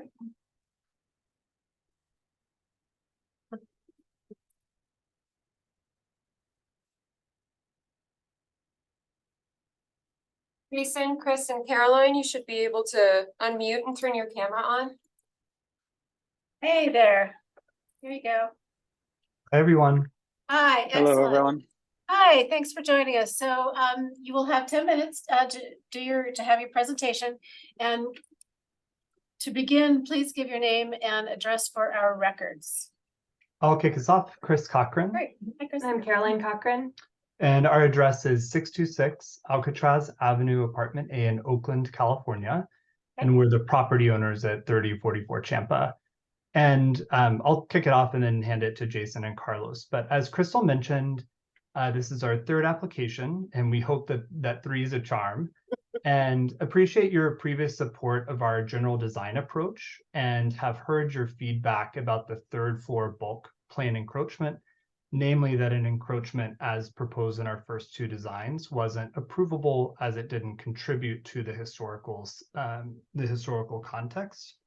So even though it wasn't our first choice, we have now spent considerable time and money to reconfigure our roof stair access to no longer require that bulk plan exemption. And we hope you will find this satisfactory so that we can move forward with the next steps of our design process. Jason? All right, thank you, Chris, and thank you, Crystal, for the presentation provided. If we could go to, I think it's page 5 of our presentation. Jason, could you sheet- give us your address, your full name and your address before you get going? Yes, it's Jason Kennel, address is 121 Adams Street in Denver, Colorado. Thank you. All right, so just to quickly refresh everyone on the progress of this project thus far.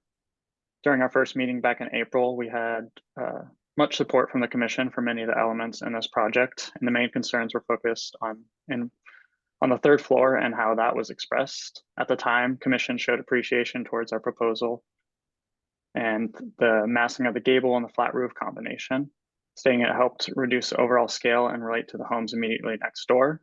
They also stated they didn't have any issues with the stylistic expression and agreed that the cross between styles and labels were not necessarily relevant. During these past 2 proposals, the commission was not willing to grant a bulk plan exemption for our 3rd floor roof access based on its architectural expression and directed us to study alternative options for the 3rd floor. We came back in August with alternative massing options for the 3rd floor, and commission again ruled against granting a bulk plan exemption for the 3rd floor massing options that we had presented at the time. Our current design presented today further reduces the massing and visual impact of the 3rd floor volume and no longer exceeds bulk plan. For this submission, we have removed a portion of the roof encroaching into the bulk plane, which was previously the stair access. And then if we could go back to the first page of our presentation. Thank you. So we can see here that our updated design incorporates a spiral staircase that provides alternative access to the third floor outside of the main stair core. This has allowed us to reduce the upper volume in such a manner that it fits within the bulk plane, while also reducing the overall appearance and massing as viewed from the street perspective. And then if we could go back to that last sheet, LM 201. So we can see here the previous designs presented in our last two meetings compared side by side to our current proposal. We believe our updated third floor volume helps the overall massing become much more cohesive when joined with the gable and flat roof volumes below. The current third floor volume is approximately 40 feet from Champa Street, so the impact of the volume is exceedingly minimal.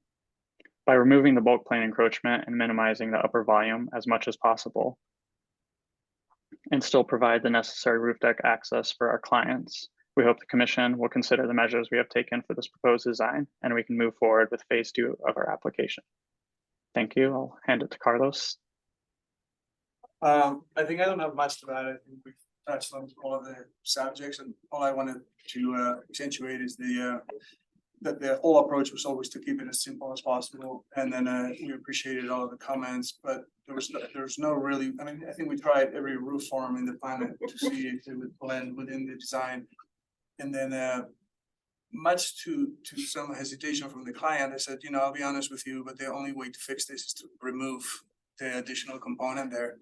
So we try to have an internal access that while it takes away a little bit of program and it's less than comfortable going up there, it also makes it totally cohesive with our design, which again was just to keep the simplicity. And then while we're looking at it 3-dimensionally here, as if we could fly from the street, I think it could not be any more, you know, it just disappears really. So I hope that this time around, like I said, third time's a charm, that we can move forward to the next stage. Great, Carlos, can I get your full name and your? Yes, Carlos Alvarez, 121 Adams Street, Denver, Colorado. Excellent. Thank you. All right, commissioners, do you have any questions for any of the applicants? Carlos is here. You've got virtually. Any questions? All right, thank you, sir. Thank you. Taylor, do we have people out there wishing to make a public comment? Keith is here. All right. Keith, you should be able to unmute whenever you're ready. Great, can you hear me? We can hear you. Hi, Keith. Name and address before you get into your 2-minute comment thing. Sure, Keith Pryor, 2418 Champa, Chair of the Curtis Park Design Review Committee. The applicant has listened and has reduced that third story, which is what the commission as well as the neighborhood has requested from the start of the process. We still do have issues, obviously, with the 2 different roof forms and the porch, but the commission has already previously stated their support for that.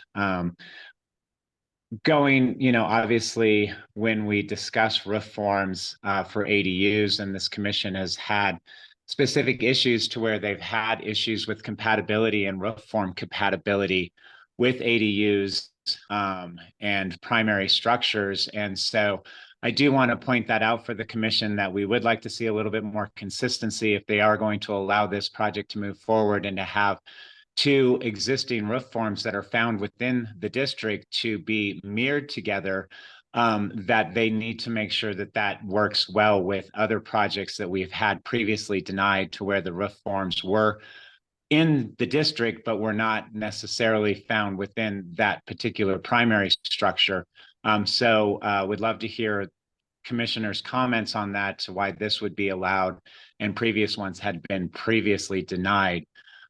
So that would just give us, a little bit more guidance into your thoughts. But yes, we do appreciate that this third story has finally been reduced so that it is not visible from the street. And those are our comments. Thanks so much. Keith, thank you very much. And Taylor, Sue has got her hand up, so.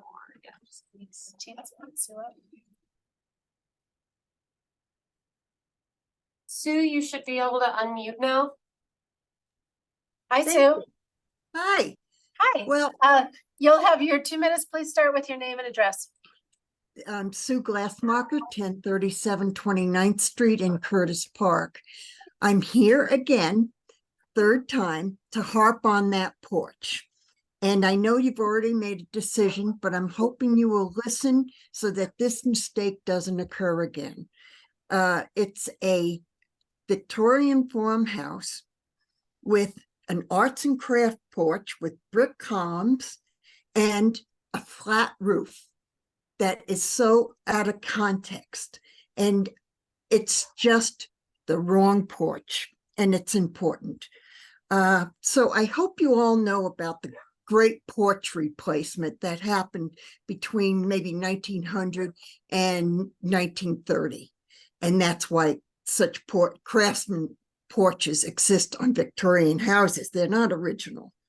And I just want you to look at this. And if you think it's correct, I suggest that you really go out in the neighborhoods and start walking around and do some self-education. And, you know, I'm just a big proponent, and I think more attention needs to be paid to porches because they have such a personality on the face of a house, and they can change the look so drastically. And like I said, I know you have made a decision on this, but I hope you don't do this again. Thank you. Thanks, Sue. Taylor, was anybody else lined up? Double check, not as far as I know. No? No. Okay, great. Alrighty, so questions for staff again? Commissioners, before staff have anything to say? Additional? Okay, any questions for? Okay. Alrighty, then we are ready to go into deliberation. We are familiar with this project, like it's been pointed out, third time around. What are your thoughts? Guess I'll start out. I Thank you, Larry. think it's a very elegant solution, and I want to commend the applicants for going through this process multiple times and, you know, doing a little bit of taking a little bite out of the program. But I think that it yields a, you know, just really nicely thought out final product. Thank you, Larry. Anybody else? One nodding head. I think it meets guidelines, well, like Larry said, in an elegant manner. Takes some working to get there, but cheers, it's well done. Thanks, George. Gary, what are you thinking? I agree with staff's recommendation. I'm thinking about what Sue said. Me too. And you know, my reaction is that the Victorian form of the main house has been so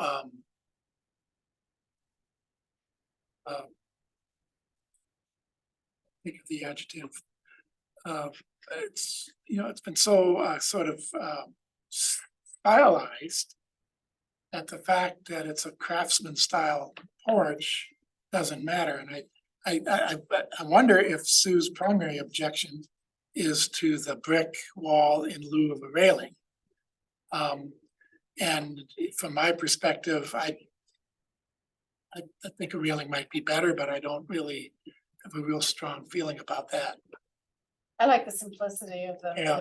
or the I porch, I'm agree. sorry. Yeah. I think it hangs together very well, even though there's this sort of, you know, slight philosophical juxtaposition of two styles. But the house has been so, you know, it pays attention to a number of styles, so that its Victorianism is just barely recognizable, but still compatible with the rest of the structures in the neighborhood. So did any commissioners want to comment on Keith's comments about the big forms? I've never felt that they were incongruous. So it's a comment that is hard for me to. That's fair. You know, the general comment is that it really sometimes depends on the skill of the architect, how well the different forms have been put together. When we've had problems with somewhat different roof forms, there was something else about the overall assembly that didn't work. And when, a thoughtful approach has been done to the whole project, what otherwise might be an incongruous SWIFT form now becomes acceptable. That's well put. So it really has to do with how well the elements are put together. I think when we've had problems in the past, it's because the pieces didn't fit together as well as they did here. Any other comments for Brittany? I just have a point of clarification. While we do like consistent decisions, nothing creates a precedent. And there was also discussion for this site specifically, as it's all mostly new construction, right, that this interpretation worked really well at this site in Thanks. the very first meeting. Yeah, thanks for clarifying. Exactly, I was gonna say exactly that the streetscape is really convincing because these are all structures, none of which are completely classically follow a form. And I think as a neighborhood, this new design is gonna fit in very well with the houses on the other side, on the other houses on the block. I think the streetscape shows it well in the application. I agree. Anybody else? Larry? I also thought I heard Keith kind of reference incongruity between primary structures and Right, ADU yeah. structures.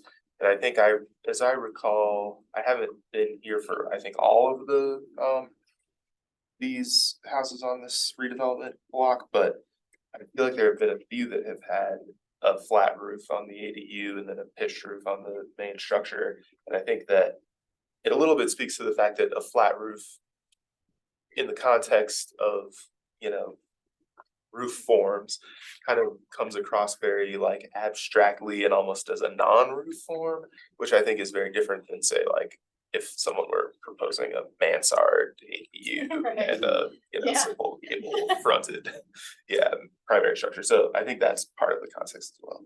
Okay, great. Alrighty, well, I don't want to belabor anymore. They've already been here 3 times. Do I hear a motion from the floor?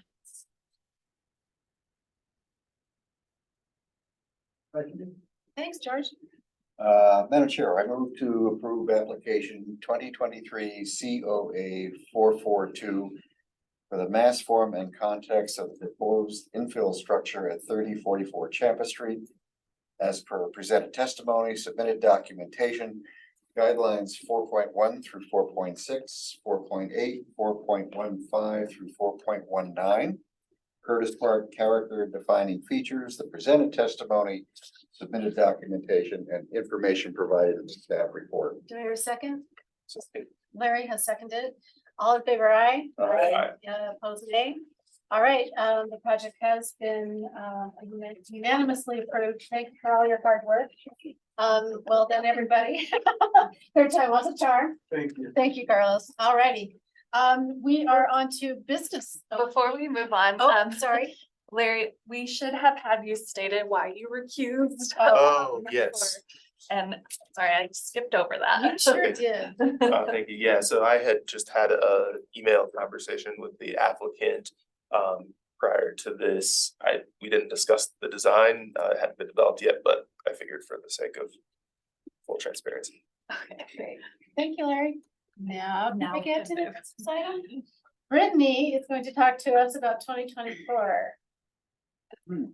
Can you go over the process as soon as I get it on the, I could make it up. It's sort of similar to. To whatever I could make up. Okay, business item process. These are items for the commission deliberation and voting. I will announce each business item. The staff will introduce the business item. Commissioners can question the staff. Public can comment, 2 minutes per person. The staff can clarify if necessary. The commission will deliberate and the commission will make the motion and vote.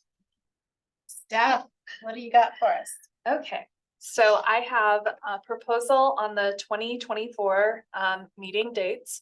So our ordinance states that the commission will meet on the first and third Tuesday of every month.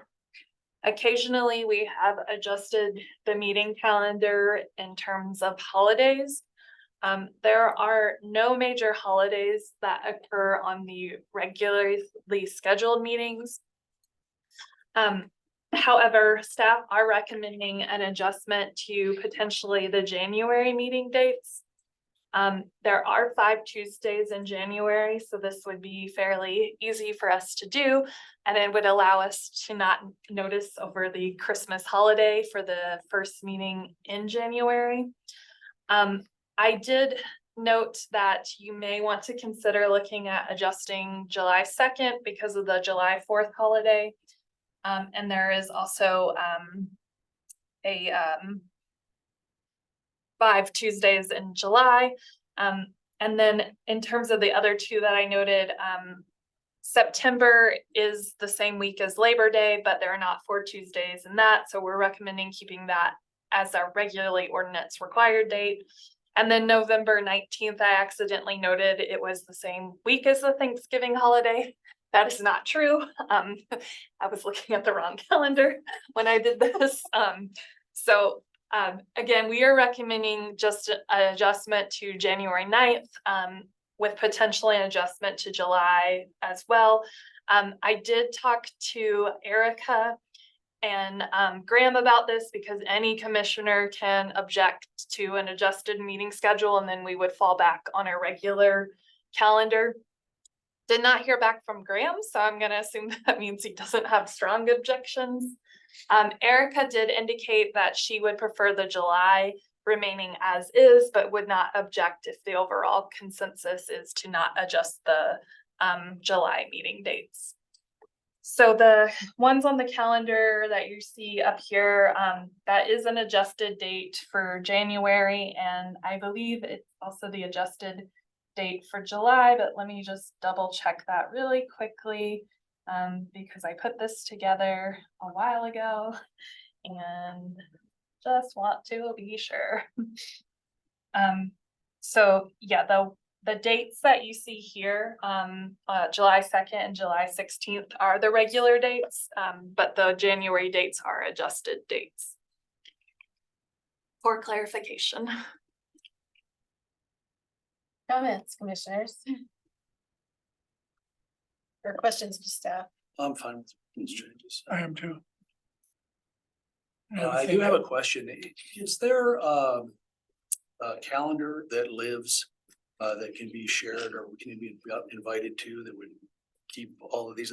I think of my trash removal calendar that I subscribe to from the city, Oh, yeah. which is really quite wonderful. Yeah, yeah. And, if it's too hard, I understand. Yeah, we do have a calendar that all of CPD meeting dates go on to. I don't know if there's a way to be invited to that, but I am happy to do that for you guys. I don't want to ask you to do anything. It's fine, I can do it. It's not hard. So I can definitely. That would be very helpful. Thank you. Okay. Taylor, I'm guessing, are there any people out there for public comments that want to make a comment? No. I don't think so. And then I do have 2 motions. One is just January. January and the second one is January and July. All right. Hands raised. Okay, so no public comments on this. So commissioners, you want to deliberate? Any thoughts? I don't care. I'll go with whatever y'all. Make it even. Close the January and July, get it all. Okay, well, then make a motion. Madam Chair, I move to adopt the 2024 Landmark Preservation Commission meeting dates with an adjustment to the January and July meeting dates to occur on the 2nd and 4th Tuesday of January and July. Do I hear a second? Second. Aaron has seconded. I'm sorry. I'm gonna give it to Aaron. Okay, all in favor, aye? Aye. Opposed, nay? Alrighty, so the calendar has been approved by. And I then- would just also mention, because of the language of the ordinance, it says absent the objection of any member, the chairperson may cancel or postpone. Since we don't have 2 members here right now, technically there still could be an objection. So I think this is the calendar written in pencil for right now. Okay, tentative. For lack of a better- Provisional. The tentative, provisional, yeah. Okay, great, thanks, Adam. And then Kara is gonna also present virtually for the. field. Okay, that's fine. So, we have next is 2023 Certified Local Government Annual Report. And, our staff person is Kara, who is virtual apparently. Kara, are you there? Hi, Kara. I am here. I don't know if you guys can see me. We can see you and we can hear you. Okay, awesome, great. I am actually in Castle Marne. I'm getting a tour and talking about tax credits right now. So Cool. nice to get off site. Well, thank you guys for sticking around for this last one. It is our Certified Local Government Annual Report.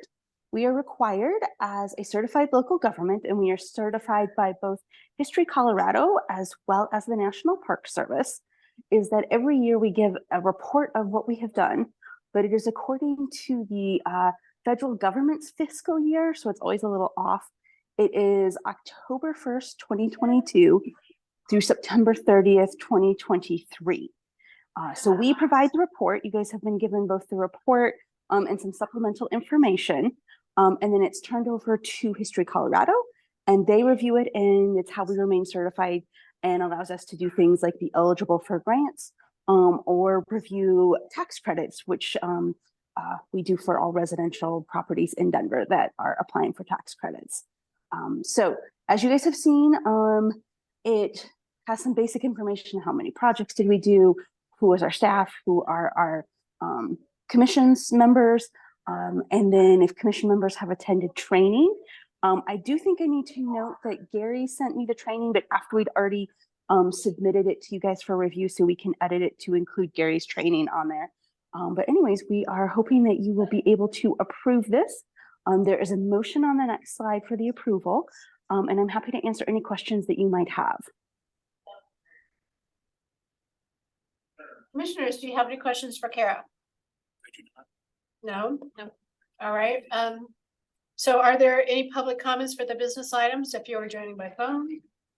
Star 9, computer, little hand function. It doesn't look like anybody wants to make a public comment. Shall we deliberate? What do you think, Al? Okay, do I hear a motion? Do I hear a motion?